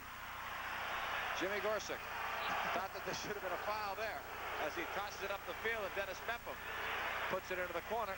Bounces away from Allen and out of play, and Craig Allen struggling in game 3, to say the least. 12-11 still to go in this, the third quarter of play. Neither team getting close to goal. We are even at 1. Looking for something different. You could say you're just bringing my family a little bit closer. Think you've seen it all. Oh, wait a second. You want me to do the question like this, Joe? Fine. Know all the answers? Now, does Ted Turner watch this program? Well, you just might be ready for America's most technologically advanced game show, Time Out for Trivia. Only Time Out for Trivia lets you at home be the contestant and win valuable prizes. Sports trivia at its best. Join me, Todd Donahoe, the commissioner, for Time Out for Trivia on FNN Score. We're going to take a look at this challenge by Craig Allen on the goalkeeper, Gorsuch. You see Gorsuch is just about to grab it, and Allen feels that it's still a free ball, flicks his foot in there, and gets the elbow of Gorsuch, and also an earful of Gorsuch's best vocabulary. Words probably not as folks taught him, but those he's picked up along the way. And Craig Allen not too fazed by that, and the referee likewise not impressed. Clavillo sends it long, and Jennifer Crow. Now it's Julie V. Off the boards. Good idea, but it's picked off. Stolmeyer with a little room. Up for Allen, and Clavillo with a smart read, but Allen didn't really show for the ball there either. Mepham bringing it in. Up for Craig Allen. Allen off the board, stopped by Gorsuch. The one thing to remember, though, about Craig Allen, he can have a nightmare for the entire game and score once or twice in the last minute and bring the team to victory. So a lot of goal scorers fall into that category. When they're hot, they're hot. When they're off, they can be miserable. But Allen, we've seen him pull games out all by himself. He scored the goal on the 6th attacker with 1:59 to go that brought his team back into a 5-5 tie before they lost it in OT. That's right. It was a good goal, too. It was a nice touch in front. So, as you say, he can do it late in the game, but he's frankly having a bit of a nightmare out there. Karich trying to get around Armstrong. Broken up. Karich going down. Armstrong blocked. Hugo Perez got back up. Perez now bumped there by Stolmeyer. Oh, he got nailed, I thought. Stollmeyer complained that the referee closest didn't see it, but I think Herb Silva had a better vantage. I thought from here, Stollmeyer really got into Perez. We may have a better look here, Well, though. I think Perez jumped up in the air. Oh, maybe. Anticipating the tackle from behind and just got the follow-through. Let's see what happens. He jumps up in the air. He sort of backs off him. Yeah, I see why Stollmeyer was upset then on that. Sorry, John. I can understand it because Perez did lift up. He did leave the ground. They're going to call this foul, not severe enough inside the box, so they'll bring it out. Top of the arc, Brian Quinn with Perez right behind him. Let's see what they do. Quinn looks and sees the defense, gives it off to Perez. I don't think they executed that the way they wanted to. Good work by Allen here. Very good. Oh, unlucky. Craig Allen, who we've been a little bit critical of, or more than a little bit, but working very hard there and doing well to get this ball back. He does push him in the end, so maybe that's what it's all about. But not so. The play was allowed to go on. Eventually, he stole it. Carrots across, but P.J. Johnson's there. That's the third foul on Cleveland. The Sockers don't have any. Cleveland went through the entire season as the least penalized team. Well, it's good to see. Didn't matter anyway. They had the best penalty killing unit. Good to see Craig Allen fighting because sometimes he's been accused of not working that hard, and the ball obviously not rolling for him tonight, and yet he's still battling out there. That's heartening. And he's been benched before in various stages of his career, but not tonight. So Timo Liakovsky must know that he is working. Perez around the boards. Blocked by Armstrong. Loose ball. Perez. Armstrong did not get a good clear. Valentine. Foul from behind by Hermes. That's only the first foul in San Diego. Yeah, it's a good foul to give away with Valentine trying to make some space. Valentine cutting in front of Hermes here in order to take him out of the play, and maybe feeling that at least the worst that would happen was to draw a foul, which he got. Ball played into the corner. Headed up once. DeFlorio looking. Can't get it. Now he does to the far side, but not enough on it. Gorsuch, good roll up the middle. Ladasura looked to his left, but no one joined him on the run. DeLuca took it away, and a foul. Foul on Cleveland, their fourth. That's a tough call. Ron Newman sort of subtly, maybe not too subtly, suggesting as he went off of the half that the call's not going their way because of the home crowd's influence. Can't be too unhappy with that decision. Brian Quinn, right side. Gets it back in a give and go. Gives it up. Julie V. The master gives it up. A quick shot. Ladasura missed. Quinn holds it. Pumps it. Shoots it. It's blocked wide. Walt Schmetzer got a foot on it. Now Koskevy. Nice move to get free. Kai Haskevy plays it up the right wing to DeFlorio. Tried to fake out Fernandez with that run and couldn't do it. Now, Fernandez didn't buy the fake. He was too close to the boards also was DeFlorio to be able to use some room. Ball put into space. Right idea, but Walt Schmetzer with the read. Left wing to DeFlorio. Knocked away by Dougherty. Picked back up by DeFlorio. Gino DeFlorio's pass is blocked by Dougherty. Now it's Andy Schmetzer. Up for Haskevy. DeFlorio is open for the moment. Haskevy lets him set up a screen. Kai shot blocked. It's rebounded. Andy Schmetzer miskicked it right into the dive of Gorsuch, and the Sockers got a break there. They sure did. Schmetzer, I think, maybe had a split second more than he thought he had to steady himself and knock it home. Here's where San Diego's dangerous after Cleveland misses. V's off the boards pass. Never got to the intended receiver. V has it blocked, but there's Quinn. Brian Quinn. Right footer, but right at P.J. Johns. Johns holding it. Herb Silva counting down. P.J. coming out. Out to the red line. That's the farthest he's wandered so far tonight. Up to Valentine. Trying to play it right side. Here's Allen. Couldn't control it off the flick. That was a tough one to handle. But I don't think that they saw the player breaking on the left wing side, which might have been the place to go. That's right. That was Desmond Armstrong, I think. But Allen knocking that in the crowd looked pretty awful in that. But I don't think you can blame him. I think you're quite right, JP, because Mocala screened him, and I think may even have touched it as it came through. So it bounced very awkwardly for him, and all he could do was just sort of reach a leg to try to hope for a lucky touch on it, and it didn't work for him. We're told, as Ron Newman discusses things on the bench, that Benny Dargle has the green light to play from the doctors. Walt Schmetzer has been taking his shift early, and it becomes a coach's decision whether or not to put Dargle back in. Valentine to Stollmeyer. Nice to see, though, this kind of effort tonight from the force. Give and go. Gorsuch was there. Oh, nice. Allen had too much on that. That was a good attempt by Craig Allen, who seems to be getting back into things now. Got a lot of ability and talent, this guy, and you like to see him doing well. Morcalis. Allen and he battle. Allen won that battle, and Stollmeyer takes it to Craig Allen. Mepham runs down the wing on the left. Craig Allen shielding the ball well. Now tries to lead it, but there's Padillo, who is very tough to beat on those passes. On the left wing side, Hermes over the line. Juan Hermes holding it. A left footer again, and that's why. Trying to give it to Karich. Karich leaves it off. Hermes, a left footer, that's why. He's been miserably off target with that left foot, but he said that left foot, that instep, has been bothering him for 2 months. Taken down by 5. Stolmeyer. Bad foul by John Stolmeyer with 7 minutes and 10 seconds to go. We're already halfway through the period. John being posted up there by Hermes and just sort of loses his cool here and slams into him from behind. So a restart coming up here for San Diego. We did a game here, though, earlier in the year where Cleveland won about 10 minutes with 5 fouls. Played over to Hermes, off the boards. Crow couldn't get it. Still a 1-1 tie. 7:05 left in the third. Clavijo trying to lift it. It's blocked once, then headed back by Mepham. Pretty gutsy move there. Yeah. Got away with it. Yeah, good idea by Dennis, though, because all in front of him was an array of blue shirts, and he had to... Ooh, there's another bad mistake coming out of the back. Mepham, after he made that good play the other way, he gave it up, and now Quinn will give it to Crow. Right side to Karich. Zoran Karich in a 1-1 tie. There's Craig Allen digging it out again. He's really trying to play himself back into this thing. Walt Schmetzer in the corner. Good move. Comes out.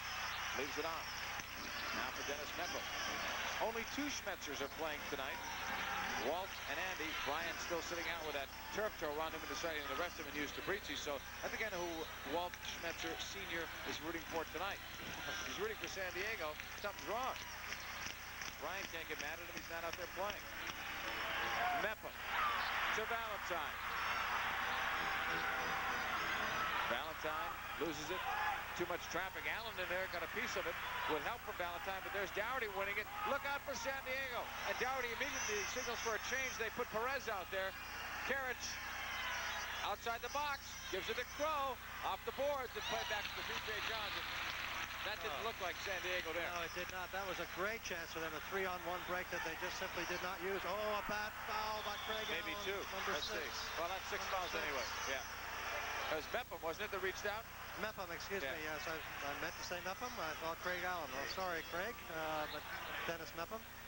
Either way, however they call that, that was going to cost them. This is a bad decision here. Karich doing well to get away, but obviously Mepham just slamming him to the ground. So once again, they're a man down. So the Cleveland Force penalty killers who have done it all year must do it again to keep the tie the way it is. It's even at 1. Soccer's power play when we return to Richfield, Ohio. Scoreboard Incorporated, the only publicly owned baseball here on this breakaway as he takes the ball away from the boards and heads down. Watch him just as you release it now. See his hand go up right there. He's waving to come off at the first gate. Out of the second gate on your right-hand screen, on the right-hand side of the screen, comes the third player, who of course is Hugo Perez. As this man Dougherty calling for a change as he went off. Now, however, he's back on. It's a power play. And that set up a 3-on-1 instead of a 2-on-1 at best the other way. Ball is deflected in and it goes out of play as San Diego gets their power play in order. Benny Dargle, by the way, has returned. So they're using a penalty-killing situation where Dargle has seen a lot of action throughout his career as the chance to bring him back in the lineup. We'll see if he takes a regular position from here on. As you mentioned, JP, Cleveland has not given up a power play goal in 1988. A home power play goal. They've not given up one this year. Ball is sent long, curved the other way. They play with a lot of confidence, obviously, but they also work harder at it, perhaps than most teams. At least according to their coaches, they do a lot of taping. They show it to their penalty killers, and they take a lot of pride in it. And it's worked for them. Here's Quinn. Left side, Perez. Now it's Quinn again. Hugo Perez, a shot off the fingertips of P.J. John. I was going to say, lots of times penalty killers get better the more they're out there. In Cleveland's case, they were the least penalized team, so they didn't get to practice it as much. But in previous years, when San Diego was right up there among penalty killing, they were also up there in penalty minutes, so they had plenty of opportunities. Hermes to Perez. Watch out. Luckily, that was blocked there. And here's Michael King down the right wing. Brian Quinn, good hustle, will come back and knock it away. Gorsuch try to wait for it. A battle there. Now it's Quinn. Right back to Gorsuch. Gorsuch withstood some punishment there. Brian Quinn with it. They're making noise at the Richfield Coliseum. What a magnificent building it is, too. I've been here when they've had 20,000 fans and better. And you may not find a noisier building when it's full. Perez, right side to Quinn. Brian Quinn on the right side. Dougherty swings it across. Not a good ball. Perez will get it. Perez playing a bit hurt, but he still looks good out there, although he has not done anything in the scoring like he has in the previous two. Quinn on the right. Perez hurting a bit more tonight, though. Across and an easy goal. Juan Hermes. As Karich fed it across, and he was wide open. 2-1 San Diego on a power play, and that breaks that record, Seamus. It's been a long, long time. Well, they certainly tempted the fates with all these penalties that they've given up, but Quinn, again, playing it wide, as he must do, but then that first quick touch across, and the far post, as they said so often, is where the player is going to be open, and this time there's no question about that. Karich, I think, is the cross. Yes, he beats, I think it wasn't Armstrong he beat over there. King, I think. So, with 4:17 to go in the third quarter, the Sockers finally get the go-ahead goal. They lead it 2-1. The Noid wants to make your pizza ice cold. But Domino's pizza is hot and fresh.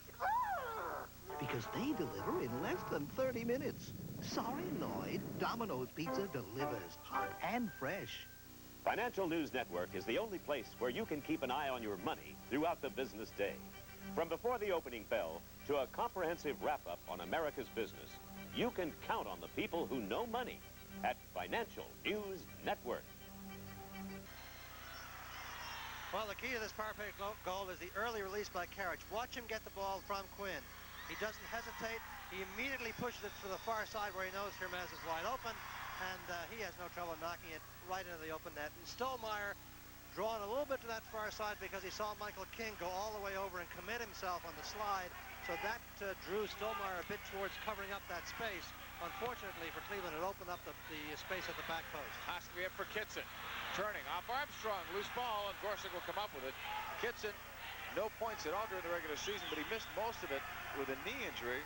He's come back and had 1 assist in each of the first 2 playoff games. Off the boards. Armstrong took it away from Ladasor. Too far in front of him. He may get it back, but there's Gorsuch. And Armstrong, who's had such a great second year, has not had a good playoff series thus far. Not this series, anyway. But a very talented player. And the best is still yet to come from Desmond Armstrong, even though he made the All-Star squad this season. V with a block. Took it off of Andy Schmetzer. Julie V coming back the other way. He had the first goal that started the 2-1 lead here for San Diego. Let's see if that changes their style at all. Up for Hoskovy. Third quarter with 3:19 to play. Kai Hoskovy cutting it back. Broken up by Quinn. Oh, DeLuca came in. Didn't win the ball, but something had to give there. He was coming as hard as you could charge. If he had gotten that ball, Quinn would have been out of position, but neither guy quit on that ball. It looked pretty dangerous. 3 minutes to go in the third. 2-1 San Diego. DeLuca up for Hoskovy. Turning, shooting it. Save Gorsuch on a great shot. That might have been Gorsuch's best save. Boy, a terrific shot by Hoskovy. There's a foul committed by Schmetzer. But that's the kind of thing they've got to get out of Hoskovy. He's now posting up a bit more, and they're trying to spot him. Stollmeyer's been able to hit him a couple of times with some passes, and Kai is the one guy who can turn and shoot. But the only goal they've scored so far has been from a dead ball situation. Here was from a live situation. An awkward shot indeed, thumping it into the ground, and Gorsuch had to... Whoa! My goodness! Yes. Michalis Gorsuch really had messed up that one. As Shep Messing used to call that a hospital ball. Got to give due credit to those who said it. On the right side, Brian Quinn holding it. That would have been a tie score. Fernandez shooting it. Nice save. Oh, P.J. Johns had to make it there. A very well-disguised Fernandez bullet. Now it's Dennis Mepham.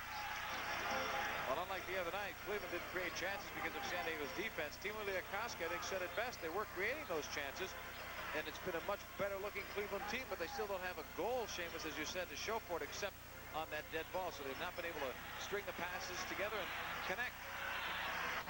Mepham up to Valentine. One of the keys, too, they've had no rebounds out there. A long shot. That's why there's a rebound. A great save, Gorsuch. Great shot by Schmetzer on the rebound. He got all over the top of that one on the side volley. Beautiful execution, but a very smart reflex save by Gorsuch. How about that touch from Perez? Now it's Quinn. Right back to Perez. A shot. Great save again for P.J. Johns. Another shot blocked by the force. Perez wanted a handball, but no chance that time. Laville backboard. P.J. Johns is keeping the force in it because he's made 2 big saves in the last minute, or else it could be a 3 or 4-1 game. Boy, has he ever. 2 great saves. Perez. Header, Karich, there's another one. That's in the same category, and it's cleared out of play, and Cleveland's got to regroup. Well, Stonemeyer and Armstrong talking to each other right now in the penalty area and trying to explain to each other what on earth has gone wrong back there. But Karich wide open for that header attempt, and only that desperation, sort of clawing, grasping save by P.J. Johns. I have to make one correction, by the way. We were reminded today, no uncertain terms, by John Beretta of Cleveland that he is indeed the backup goalie, and that we were wrong to say, I was wrong to say there's no backup goalie on the field. He is dressed and ready to play. When did you say that? I didn't hear it. Here's Dougherty putting it upstairs. Well, I mentioned that in the telecast the other night. You went on to talk about Schmetzer's performance in goal in one occasion. It must be true. I don't listen to you. That must be true. Oh, John Beretta. Well, welcome to the group. John Beretta, who was, if you remember, back in the NASL, a very good indoor goalkeeper with Edmonton. And PJ in fact, he won a title with them, as I recall. I think that PJ was there, too, at that time. Was he not as the backup? Yeah. And now the roles are reversed, and PJ has done a superb job in this third quarter, but Timo Liakowski's got to be a little unsettled. 56 seconds what's happened here, because all of a sudden Cleveland's under a lot of pressure as they try to open things up and get some shooting. Here's some room for Stonemeyer. 47 seconds up to the third. Shot is blocked. It goes in the corner. Rebound, and Andy Schmetzer put it way upstairs. Cleveland just not getting the quality rebounds when those rebounds have occurred. Well, that was a pretty good opportunity, and Schmetzer has a great chance to put them ahead, or put it tied up here, and he doesn't do it. Andy Schmetzer, this is. You see it coming back right to him, and he just gets way under it. It's possible that Ruotolo distracted him a little bit, but that was the kind of chance that a pro player loves to see looming up in front of goal, and certainly he would have buried it past Gorsuch if he'd just been able to keep it down.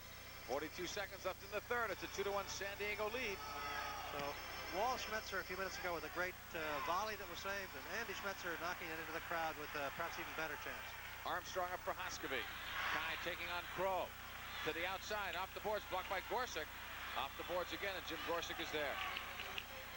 Jimmy Gorsuch. Left side intended for Crow. Doesn't make the connection to Florio. Right back.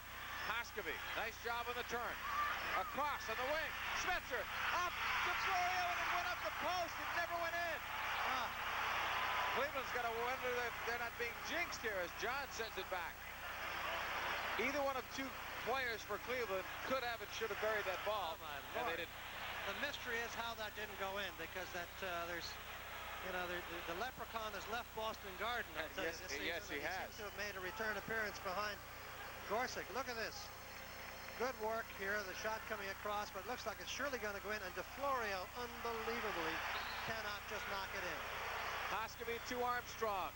The shot goes upstairs, and now Cleveland's pressing with 2 seconds left. Well, Gino DeFlorio's got to wonder what on earth is going wrong here, because he's got a couple of goals in the playoff series, but he had an unfortunate game 1, and game 2 he got victimized. Game 2 he's victimized, not as demonstrably as in game 1 when the winning goal was went by him, but nonetheless he's had some chances to put some distance between Cleveland and San Diego, and has just simply not been able to do it. Those 2 seconds tick off harmlessly, and the Cleveland Force have one more quarter, but they're very much alive in this one. It seems easy to say it, but all the Force have to do is finish off those chances. They've had a bunch. 2-1. Sockers after 3. Pursue the pennant is a baseball fan's dream come true. The Detroit Free Press says Pursue the Pennant makes other games look like the minor leagues. You'll get features that no other game can match. Full rosters for every team. Nearly 800 player cards from the 1987 season. Plus 26 full-color ballparks. That's Fenway Park right there. The Milwaukee Journal says it's the most lifelike, most enjoyable baseball game yet devised. The baseball equivalent to Monopoly. The board game was recently advertised in magazines for $44.95. But through this special TV offer, you get it for just $29.95. You can also order the computer game for your IBM personal computer or compatible computer for only $49.95. You'll save $20. It's the ultimate baseball experience. It even keeps your stats for you. See why the Sporting News calls Pursue the Pennant the perfect gift for Mr. Baseball. To begin your own pennant race, call 1-800-962-2962 now and ask for Pursue the Pennant. Checks and credit cards are accepted. That's 1-800-962-2962. Soccer, the most popular game in the world. The World Cup, its climax. Pele, its legend. Now you can bring it all home with an exciting videotape book magazine offer. The tape is Pele, greatest sports legend. Highlights from the career of the most popular sports figure ever. The man who thrilled hundreds of millions of people around the world as he led Brazil to World Cup victory. The book is the World Cup. The entire history of the Cup in text and pictures, including an in-depth analysis of America's role in Cup play up through Spain 1982. The magazine is Soccer Digest, a full year of the #1 soccer periodical in the country. Keep up to date with what's happening in the world of soccer with timely articles on American and international soccer, plus MISL statistics and player profiles. And if you order now, we will include the book Warm Up for Soccer. This package could cost you as much as $50, but now it's yours for only $34.95 in this special TV offer. Call 1-800-962-2962 and ask for soccer. Checks and credit cards accepted. That's 1-800-962-2962. Sorry, no CODs. Allow 4 to 6 weeks for delivery. San Diego Sockers leading it by the score of 2-1 over the Cleveland Force. The only goal that was scored was by Juan Hermes, but Seamus Cleveland was unlucky. They could have had a couple themselves. Well, indeed they could, but the power play record which they held so proudly here finally was shattered by this particular goal. I mentioned Michael King, but it was not Michael King who made the mistake, but you see the ball come across and Hermes knocks it in. But clearly the defense victimized by a lunging tackle that didn't come off, and a very fine ball by Zoran Karic across. But there've been some fireworks on the other end with no particular result. Look at this rebound coming out, and you'll see Schmetzer coming in and doing a great side shot. Terrific side volley. But what a wonderful recovery by Gorsic to bat it away as the ball had come off his near post.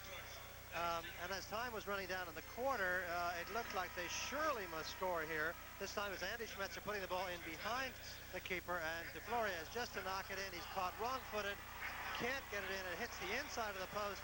Doherty can't believe his good luck and sweeps it away. See Hoskevy's reaction to that. He can't believe what was happening either. Attendance tonight, 10,705, largest of the players for Cleveland this season, who have led the MISL in attendance for the last 4 years. There's Kai Hoskevy, a very serious look. He knows that the job is just beginning. They've got to win this quarter, or you could be looking at what most people said would not happen, and that is a short series. Yeah, well, they've got to win this one. Shots very even, as you can see. Saves also very even. Likewise blocks, and team fouls couldn't be closer. Even on the scoreboard, 2-1. Yeah, it's 2-1 indeed. And but you know, the Cleveland Force, this is really going to be a test period because they've got to come out. They've got to try to press and get that goal. But at the same time, there's no better team as a counterattack and exposing you at the back than San Diego. And as the fourth quarter begins, it's a loose ball, and now it's taken over by McAllis. Look at this attack, 3-on-1. Hoskevy the only man back. McAllis cutting it, not a good pass at all to Ladisura. That took him right out of it. But Hoskevy got stuck as the only defender back. Both defenders were caught forward. So Kai had a 3-on-1 to defend again. Yeah, Schmetzer made a commitment and did not win it. Right side by Fernandez. Sometimes when one player does make that commitment, it makes everybody else obviously look bad. Well, I hardly got through saying you got to watch out about the way that this San Diego team comes forward in numbers when you're pressing at the other end. There's a handball, I think, by Perez. And lo and behold, they gave us a vivid example. Yeah, they almost scored in the first 30 seconds. Yeah.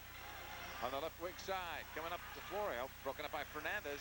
Perez off his chest. Florio wins it back for Desmond Armstrong from the University of Maryland. Plays it long. Hoskevy did well to get that ball anywhere. Andy Schmetzer, what a save by Gorsic. How did Andy Schmetzer even get his body in a position to make that? Schmetzer has been working on this shot. On the left side. Both Schmetzers have, because we've seen it now from two of them. Well, the poor father, if he made it to this game, he was supposed to be here tonight. Would like to do a little more on the Schmetzer family, perhaps on Tuesday. But if he's here tonight, he's got to be agonizing, as well as his sons are. Right side Hoskevy tried to play it across. It was blocked by Perez. Oh, he gets a flick on it, but they'll keep it in. The Force do. Hoskevy shielding it, gives it back. Andy Schmetzer too high. So again, the Force come through, but not with flying colors. It's 2-1 in favor of the San Diego Sockers. And the 10,000 fans would love to be a major part of this one, but they've been unable to do it. Well, we're going to take a look at Kai Haskeby in all kinds of trouble here. This is what it looks like if you're at the other end. Just a wave of blue coming down the field. There's another player on the left side that you can't see on the screen, and Mocalis opts to play it that way. And not a very good pass, as you mentioned, to Ladouceur, but Kai Haskeby looked to be in deep trouble there and backed up and retreated, tried to slow it down. That's all you can do, is just try to slow it down. Ooh, there's a bad foul. Craig Allen, that's 2 minutes. 2 minutes. He was too eager, and Gorsuch in the head area. That's hurting. That really hurt him. The blue card for 2 minutes on Craig Allen.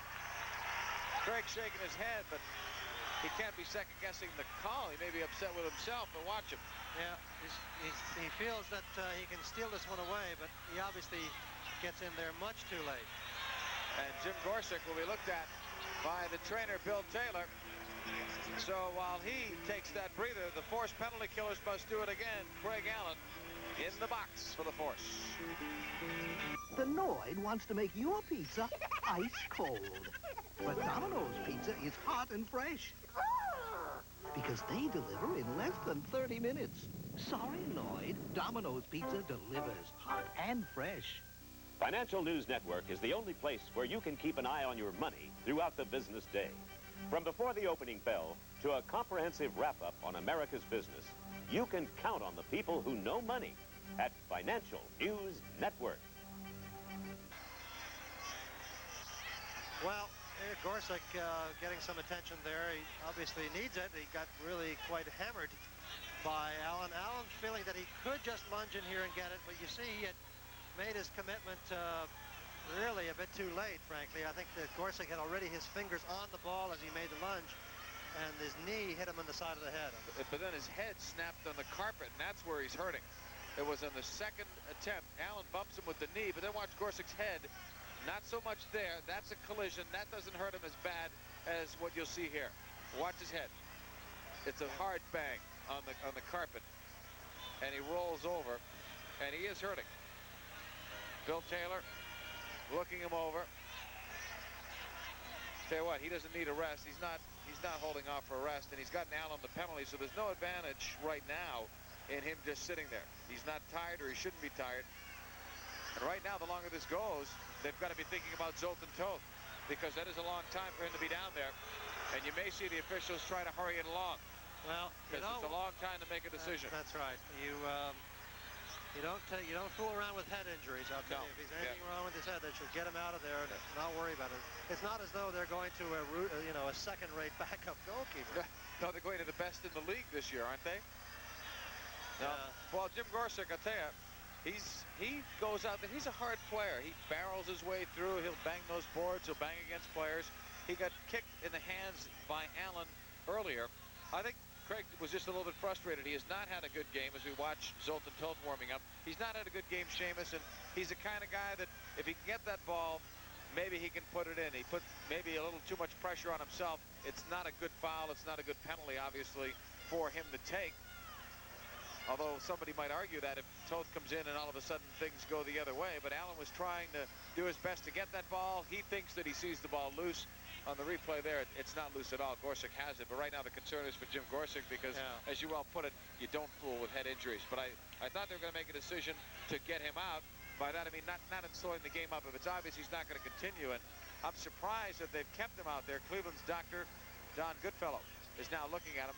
Unless they just don't want to move him right now, which might be more likely. Exactly right. They've got to check before they move him at all. And fans are a little unhappy, but this is the right thing to do without any question. Absolutely. Let's take a look at our next televised game Tuesday night, and we'll know how significant that is in about 13 minutes and change, because that's what's left of this one. And if San Diego wins it, then we could be looking at a clincher and an early exit for the force, and that would be unlike any prediction I've seen. Every prediction I've seen has it one way or the other in 6 or 7 games. Right now, what we're told they were looking at was to see if his nose was broken. A broken or a possible broken nose, and that's no fun either.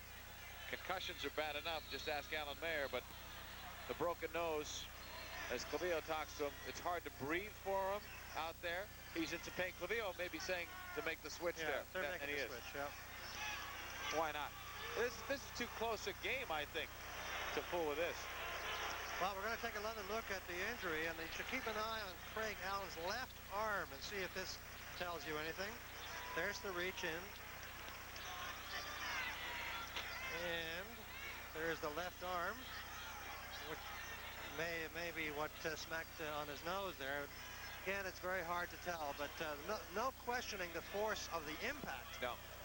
Exactly or the penalty. What part of the anatomy struck which part is hard to tell from the replay, but when we saw it live, we both winced up here because it really was a jolt. Well, now they go with Zoltan Toth, who, of course, has had a very easy game in Game 2, and now comes in to try to protect this goal lead, and has a power play to work with for the first couple of minutes. They've called it tripping. You can almost call it what you'd like there as Quinn plays it to Dougherty, and it's broken up. Ryan Quinn after it. It's a 2-1 San Diego lead here, as Toth will be hoping that he gets a shot at him early that's not all that strong, so he can get himself into the game. Here's Perez out to Quinn. Right now Zoli may sit for a little bit unless Cleveland comes back shorthanded. Karich holding to Quinn. A 2-1 lead. Quinn, a header just missing was Hermes. P.J. Johns always got to be aware, as he said to me earlier, that San Diego likes to get players behind you and at the posts. Yeah. Quinn shooting it, deflected. Good thing that was deflected. I think that one would have been a little bit lower, maybe high enough to catch P.J. Johns, who was leaning down. Yeah, and in fact, the deflections, too, of course, are perilous for the goalkeeper because they can easily go by. This one went up and over. Well, here we see the deflection. No, this is the header by Hermes, and it's cleared away. And we're back to the live action. The real stuff. Toth will give it up on the right side to Karich. Oh, Zoltan Toth thought he had the night off. Not so. 12:15 to go, and he'll more than likely be there the rest of the way. Yeah. Karich. 1 minute to go on the penalty. On the power play at San Diego. We'll try to get an update on Gorsuch for you. Played in, kicked up, and who got it? They're going to give it to San Diego, so Johns deflected it. So it'll be a free kick coming up here for San Diego. There's Jimmy Gorsuch. What a competitor, though, he is. He won 18 of his last 23 starts during the regular season. Toth won 11 of his last 12. It didn't matter who they put in the nets. Hermes, right out to Quinn. Brian Quinn. Right side, Karich off the boards. It's loose. Perez hammers it. Blocked by Dargle. I think he saves the goal as it's kicked upstairs by Karich. King came rushing out to put some good pressure on Perez.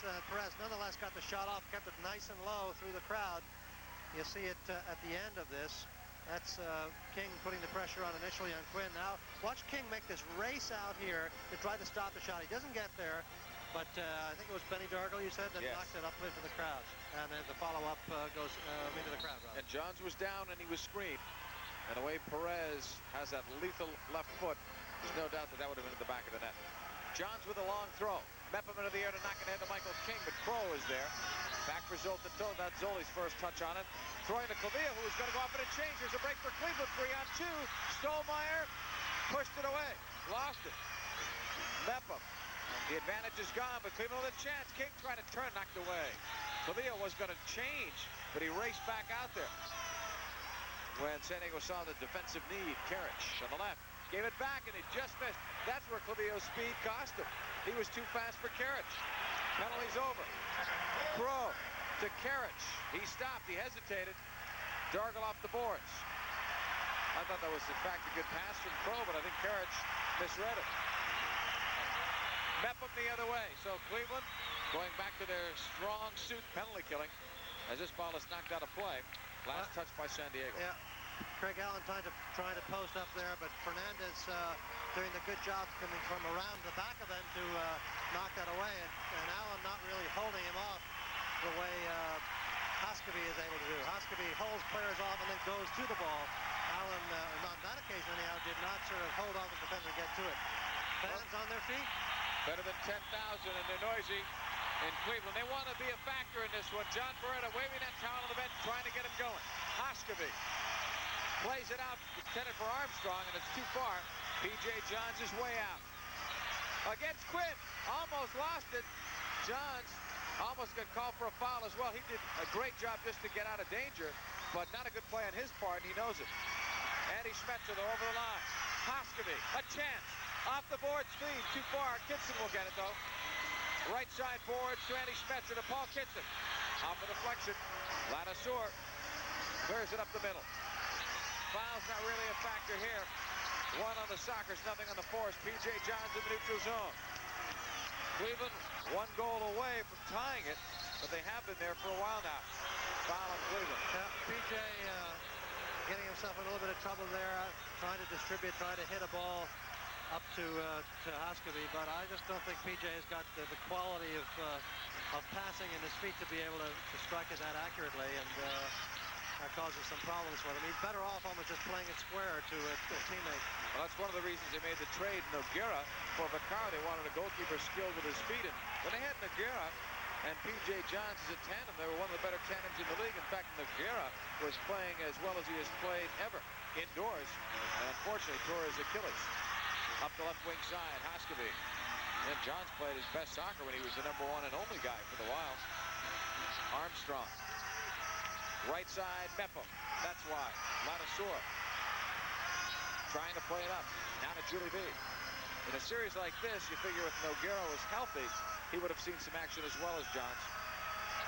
Don't know who would have started because you don't know how it would have ended up during the regular season, but they like the way Nogueira played with his feet, and that would be a help against the San Diego play. Perez, right across to Clavijo. Leaves it off, Rotolo. South one is blocked by Mepham. 9:03 to go. 2-1 lead for San Diego. P.J. Johns up for Kitson. He's got some room. Brings it in over the line. Kitson, right footer, punched out by Zoltan Toth. Kitson shot it from a long way, but actually it was a good, strong shot. And why not test Toth from there if you think you've got an opening? I agree 100%. This is a good shot going up the upper far corner, and Toth does see enough of it as it comes out from behind Crow to be able to just block it away. But they need some shots on goal, and they need a bit of a break. They've really not had a bit of a break, but you create breaks, and one of the ways in indoors is to start firing. They've been miserable on their rebounds, many of them going up too high. In the corner, Valentine looking right across, and it's partially blocked. Crow doing the solid job again defensively. In his space, Hermes. A step behind Walt Schmetzer, but a good recovery by Walt. And now help from Craig Allen. Craig Allen pushing it back off those boards. Nice carom to P.J. Johns. Very good play by Craig Allen, coming back to help out. Well, imagine the pressure Allen feels. He knows he's not played well, but he wants the ball, and he'd love a chance to get another opportunity at goal. The good goal scorers can't do it without the ball, and there's not a goal scorer in this league that doesn't want that ball in the clutch situations. Ball played up now to Perez. Perez, great lead off the right boards, beat 2 players. Clavijo, nice dribble, he's free in the box, and he tried to pass it. P.J. Johns forced the move. Loose ball to Quinn, tackle away. Cleveland, great job to dodge the bullet. Clavijo did everything right, it seemed like, and just before he may have been ready to bury it, P.J. Johns, I think you got to give him the credit there. Made the nice move now, it's Fernandez to Perez. Off the boards, and Fernandez couldn't get it. One reason is he's got one shoe on, and he fouled. Wow. Well, I don't know if they dodged the bullet or if Clavijo shot himself in the foot, because he really should have scored that one. Yes, he should have. Wow. I like P.J. Johns' effort. He never gave up on it, but Clavijo did have the great chance. You wonder if that may come back and haunt him. Allen lost it. Brian Quinn to Carriage, trying to beat Mepham, and Mepham had an advantage there. Allen up to Valentine, knocked away. DeLuca kept it in. Valentine knocked away. And now it's picked up by Walt Schmetzer. Off the boards, he wanted Allen. They didn't read each other. Clavijo off the boards, not a lot of sore. Tell you someone else who's had a quiet night. He's not done badly like an Allen where we've seen, but Carl Valentine. Over the line, the other way, McAllis shooting it. Nice save for P.J. Johns again. In the corner it goes. Right at P.J. Johns. And Valentine really hasn't had as much of the ball as we've seen in the past, and that may be one of the reasons. He's not been able to get the ball, not only when he's in a good position, but he hasn't had much of the ball at all. Valentine over the line. And as we speak, he'll get it. On his left foot, now on his right. Carl Valentine trying to play it in, block. Allen blocked. Valentine again, and that's blocked. And look out for San Diego. Here they come down the right wing. with a 2-1 lead in a space for Tabriti. Johns had to change his mind and did well to win it. Dougherty lifting it too high, but P.J. Johns changed his mind. He was going to go back, and then he came back out, and he won that ball. 6-16 is all that's left in this one. It could be the most important 6-16 that the Force have seen all year. Scores. Boxing from the boat continues with great boxing action. Live from the Showboat Hotel and Casino. Catch all the action June 4th as Cubanito Perez, 35-3, battles Miguel Rodriguez, 22-8 in the featured match. So if you're looking for tomorrow's champions, catch Boxing from the Boat live Saturday, June 4th, exclusively on FNN Score. For complete up-to-the-minute business news, there's only one cable channel, the Financial News Network. For the latest on the markets, how to reduce your taxes, or tips on getting the best mortgage rates, watch the Financial News Network. Every business day, FNN delivers the latest news and information you need to make the right investment decisions. FNN's regular features help you spend wisely and save effectively. To shape your financial future, keep an eye on your money with the Financial News Network. Well, there's P.J. Johns. He's had 16 saves tonight. As you see, he's got to be a leading candidate up here, at least, for the MetLife Player of the Game for the Cleveland Force, and this is part of the reason why. Clavillo, with all this time, has got the goalkeeper at his mercy and looks like he surely must score. And P.J. comes out and dives at him, does get a little touch on it there, keeps diving about after it, does get a foot on it, another hand on it, and just never ceases battling to try to win it. Now the other, another chance for Gus McCollis, who comes running and just lets it zip with his right foot nice and low to the far post. And it comes out from behind the screen again, the DeLuca, and this time he dives and palms it away. So I think all the chances that have gone a begging for Cleveland, and the goalkeeping is super. Haskavy sends it wide on the pass to the far wing. Andy Schmetzer got a piece. Loose ball, Andy Schmetzer trying to get around Ladouceur. Quick one off the boards by Haskavy, and it's knocked away. And cleared by Clavijo. P.J. Johns with it. The clock so important now. 5:50 to play. Regulation time, 2-1. San Diego Armstrong with a chance. Getting by Hermes. Armstrong taken down. Taken down to the box. For the penalty? Well, let's see where they're going to put it. Oh. No, they're going to bring it out. They're going to bring it out. Referee's discretion. Referee's discretion. Well, I think that's probably a wise decision, but he certainly Well, you know what? Look where they're putting it. Yeah. He was out when the foul occurred. That's what they're saying. Otherwise, he would have put it top of the arc. Haskavy blocked in front. Hit off the wall. Into the corner. Clavillo after it. And he'll knock it away. If they had ruled that it was in the box but not flagrant enough, and I think there they probably would have said that it was flagrant enough, they would have put it at the top of the arc. They didn't, so they indicated where the foul had occurred. He fell, he landed in the box, but that's not where the foul was. Stolmar over the line for Haskavy. Ty can make things happen for the Force. Holding it, chipping it across. Andy Schmetzer settles, right footer save, a diving save, Zoltan Jones. Now it's Armstrong again to Andy Schmetzer. Left side for Kai Haskavy. Playing it in. Stolmar wanting to turn with a high kick, and that should be a dangerous play. And it is. Stolmar with a dangerous play. Not much he could do with that if he was going to turn and shoot. Not really. Kind of a desperation shot. They really should save their chances with less than 5 minutes to go to opportunities other than that. He's not really going to get much of an opportunity with a man who marks as tightly and as well as George Fernandez does. Throw up the right side for Dougherty, knocked away by DeLuca. Scoring line, by the way, in Gorsuch, who went out with an injury, and we'll try to get an update for you. Played 46 minutes and 46 seconds, just another 1 goal, 6 saves.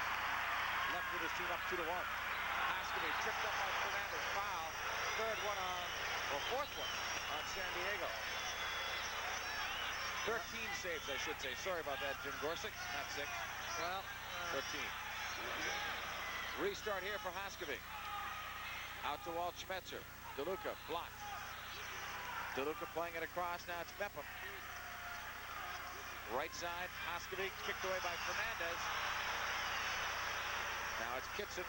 Out to Mepham. Right across. Quick shot. Oh! A great scoring opportunity goes by the boards. Pasquale DeLuca. Terrific pass right across the entire defense, through the defense, and there was DeLuca ready for it.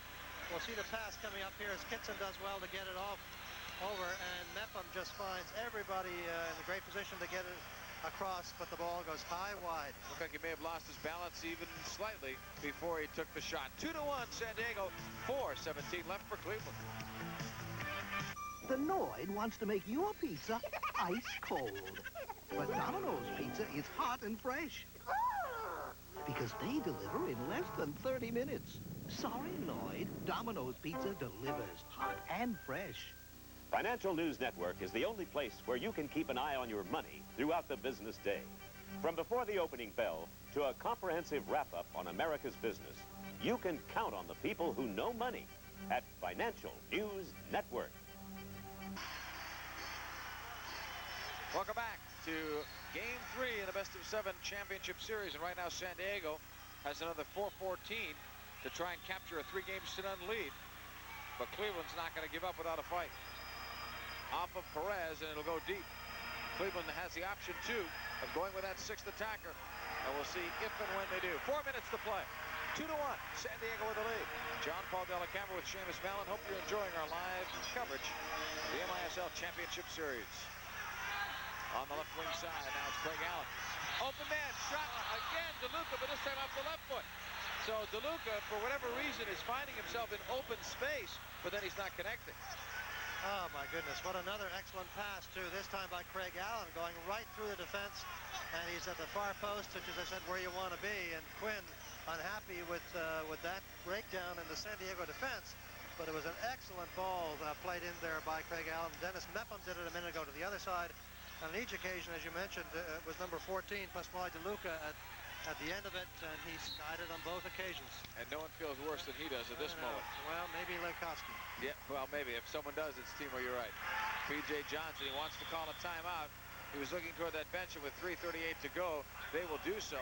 And you can anticipate the 6th attacker coming on now for the Cleveland Force, who trail it by the score of 2-1. You don't even have to read the newspapers tomorrow to know that what they will be complaining about tomorrow will be, if they lose this game, Cleveland, that is, if they lose this game, and this is a long way from being over, I might add, but if they do, Seamus, it's going to be the chances that they had to finish that they missed on their own. Not the great saves that Gorsuch made, although he did make some. Not the great saves that Toth made, although he's made 1 or 2 here, but the ones that they put upstairs. There's at least 6 or 7 shots that they could have finished with better finishing touch that they just put away on their own. Yeah, that's absolutely true.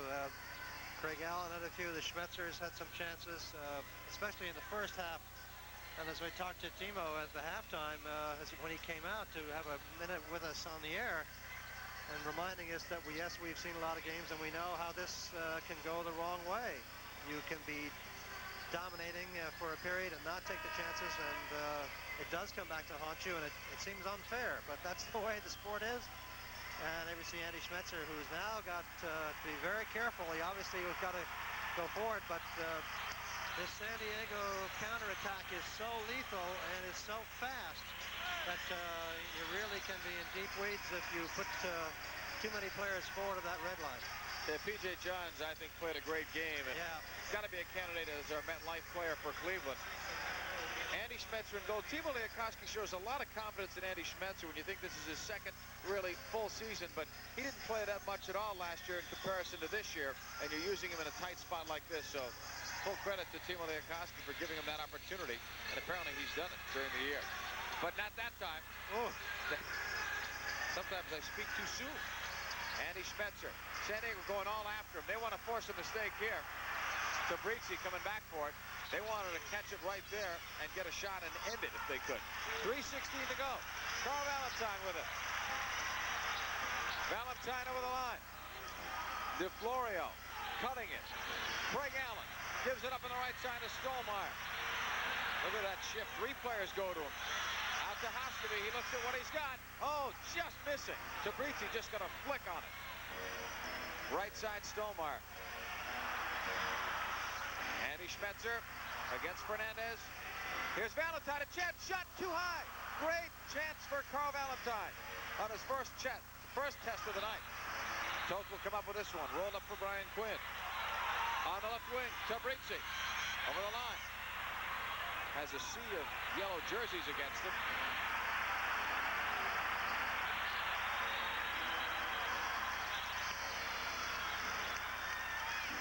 Schmetzer. And now it's, again, Andy Schmetzer right side to Stomar. 2-1 lead. Here it's played across, too high. Intended for DeFlorio, tough pass. Right side, Mocalis. Over midfield. Gus doesn't give up on this one. Sends it in, blocked by Valentine, almost onto Clavio, but here's a forced chance. Coming back with Craig Allen. If he can make the pass, he does to DeFlorio. DeFlorio on his left foot, the shot deflected too high. Out of play. Should be a corner. Whoever got the block on that on the near side may have saved the goal. Quinn. It was Quinn with the block, who's done a very good job all night, really, for this San Diego club. Here's DeFlorio, and it was indeed Brian Quinn, who I've liked earlier. We'll see if we can agree on it as our MetLife player of the game. He only has 1 point, but no one really has a lot of points, and that's not necessarily how you measure the player. Haskeby off the boards. Allen score! It's tied! Craig Allen!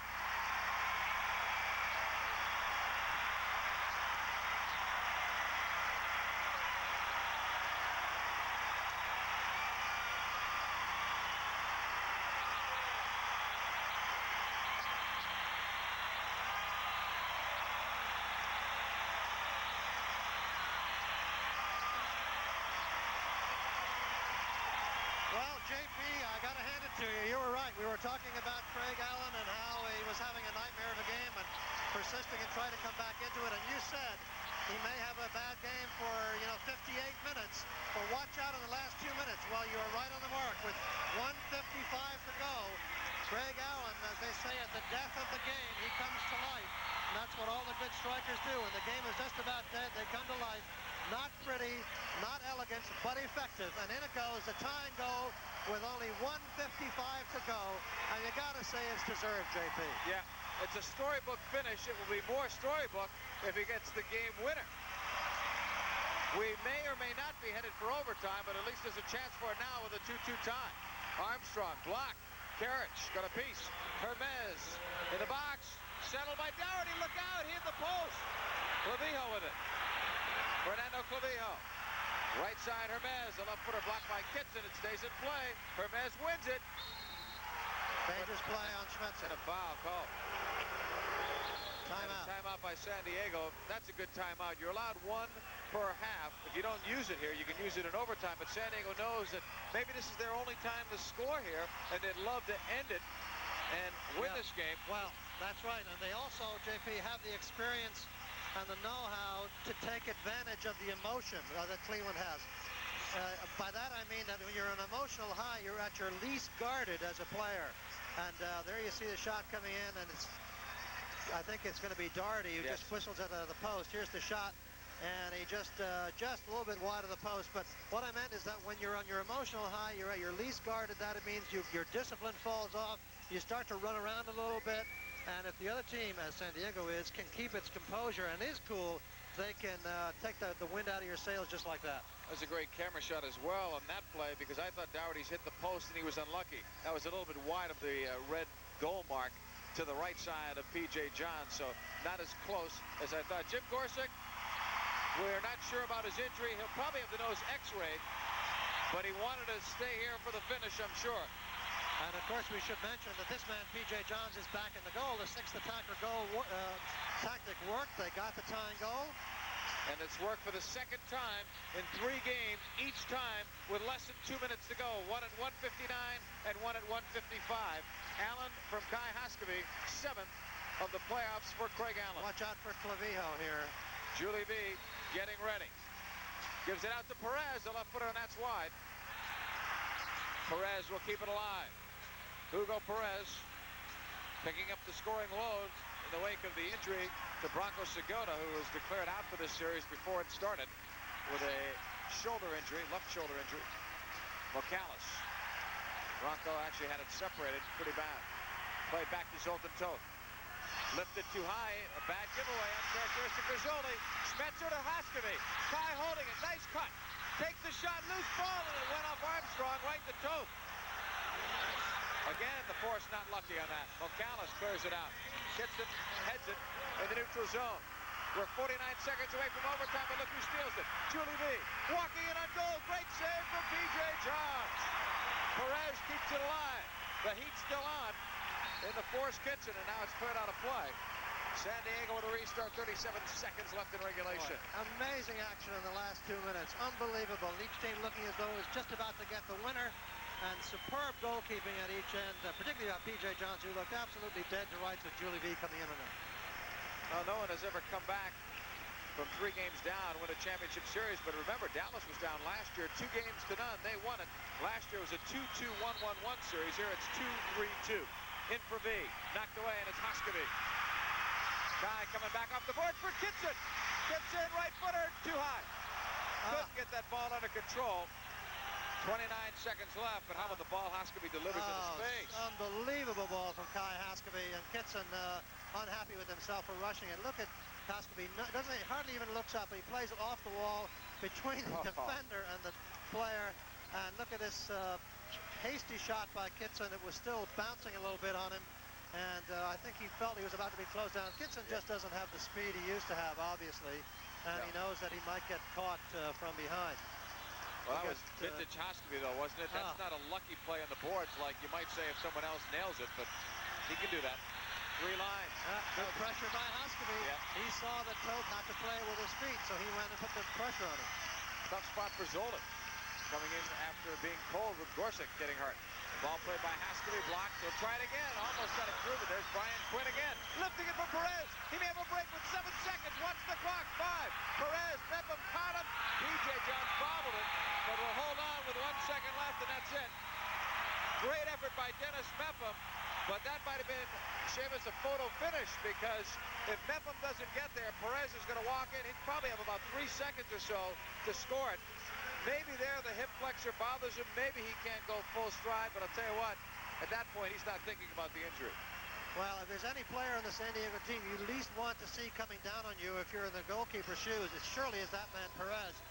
And with 3 seconds to go, he was at the far end, ready to knock in the game winner and just about break everybody's heart in this building. But once again, a desperation, successful defensive play by Cleveland, who seem to have come up with scores of such plays while their attack has been really sputtering all night. The defense has been immense. As we take a look at what happened in the closing 10 seconds of play, watch and enjoy. We've got a 2-2 tie, and we're headed for sudden death overtime for the 2nd time in 3 games. Can the Force do it? Stay tuned. We're going to find out.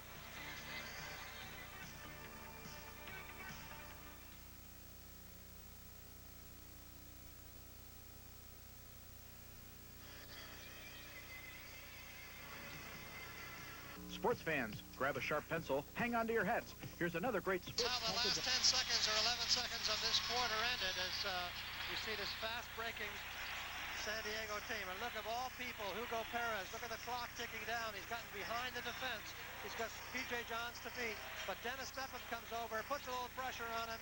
May have gotten a touch on the ball as Perez tried to take it 1 stride too many, perhaps, and knock it into that far corner. So a last-minute lunging desperation tackle by Mepham saved the day for the hometown fans. 4th time in the last 5 championship games going back to last year that we go sudden death. Next goal, and it's all over. This could be a very big goal, especially if Cleveland gets it. Long one, and it's too long. Cleveland 1-1 in overtime in the playoffs. San Diego 1-2. If Cleveland gets the overtime goal, they're back in the series. If they lose it, especially at home, and even more especially in overtime, could be a tough night for sleeping for Force players and Force fans. And they're certainly out here in support. They're as noisy as they've ever been. Kevin Crowe on the restart. San Diego with the ball. Back to Toth. Clavijo. Back to Toth. And now it's cleared out by Hoskeby. You like to see Seamus, a great goal, do it in overtime like the Clavijo goal, but sometimes it doesn't work that way. Sometimes it's one error by one person that victimizes everyone, a careless play, who knows, but well, I'm rooting for the great play. You'd like to see a little justice in some ways. I mean, Craig Allen has gotten the monkey off his back with the all-important goal. Who knows, maybe DeFlorio will have the ball roll his way a bit. Long throw by Toth. Carrots was over 3 lines. Hope is having trouble again. That's 2 passes in a row now where he struggled to get that ball forward to one of his teammates. Came in cold, as we mentioned. Has to be off of a deflection in the corner for Armstrong. Armstrong working hard to win it, but Crow beats him. Ladastor deflected away. Cleveland with a chance with some numbers. 4-on-3. Stollmeyer holding it right across. Andy Schmetzer got a foot on, but that would have been an incredible one. He'll get another crack. Kitson knocked it backwards instead of forwards. He had a chance. He didn't realize that Stollmeyer was on his right. Yeah. Ball cleared back the other way. P.J. Johns with it at his own red line. He has kept his team close enough so that they could tie it on the 6th attacker. Were it not for P.J. Johns, especially in the 4th quarter, it would be 3-0 in games San Diego. Hoskeby leaves it for Armstrong. Desmond Armstrong looking for Hoskeby. Not a good ball. Taken away, Brian Quinn.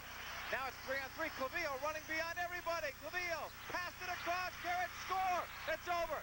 San Diego wins in overtime, and Fernando Clavillo is the hero for the 2nd time in as many overtime games in this series.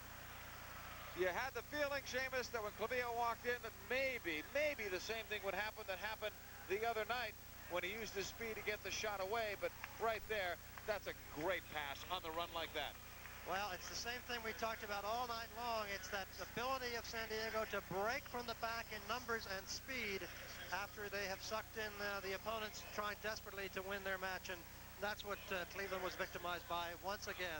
Clavillo did exactly what he should do, which is to come forward with all engines going as he does. Good touch from Ladouceur to get it going initially. And then this man, Brian Quinn, makes some good ground too. So they all come out very well. Now the touch to Clavillo, he just lays it on the first touch he can and right into the stride of Karich, who just knocks it home to add a goal to his assist. He had the assist on the 2nd goal. And a real heartbreaker for Cleveland to have done everything but hit the winner. And they're now down 3-0 in this best-of-7 series. Final score in sudden death overtime. The Sockers win it 3-2 at 1:28. Zoran Karich finishes off a pretty pass, a perfect one from Clavillo.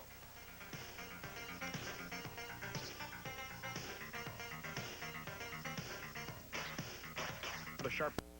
Brian Quinn also our MetLife player of the game, not as much for what he did there in the end, although that certainly helped him because it was a pretty close vote between you and I. But he did play well. But I think the player of the game or man of the match was the guy who loses the game in goal. I think the best individual performance tonight came from P.J. Johns. 19 saves is a heck of a workout. It was a great workout, and many of those saves were absolutely crucial. Saves that if he hadn't made, they really would have been in deep trouble indeed. They got a chance to get back into it, but he couldn't do it all for them in the end. Well, everyone, myself included, predicted a long series, 6 or 7 games. Right now it's 3 games to none. San Diego threatening for a sweep. Soccer, the most popular game in the world.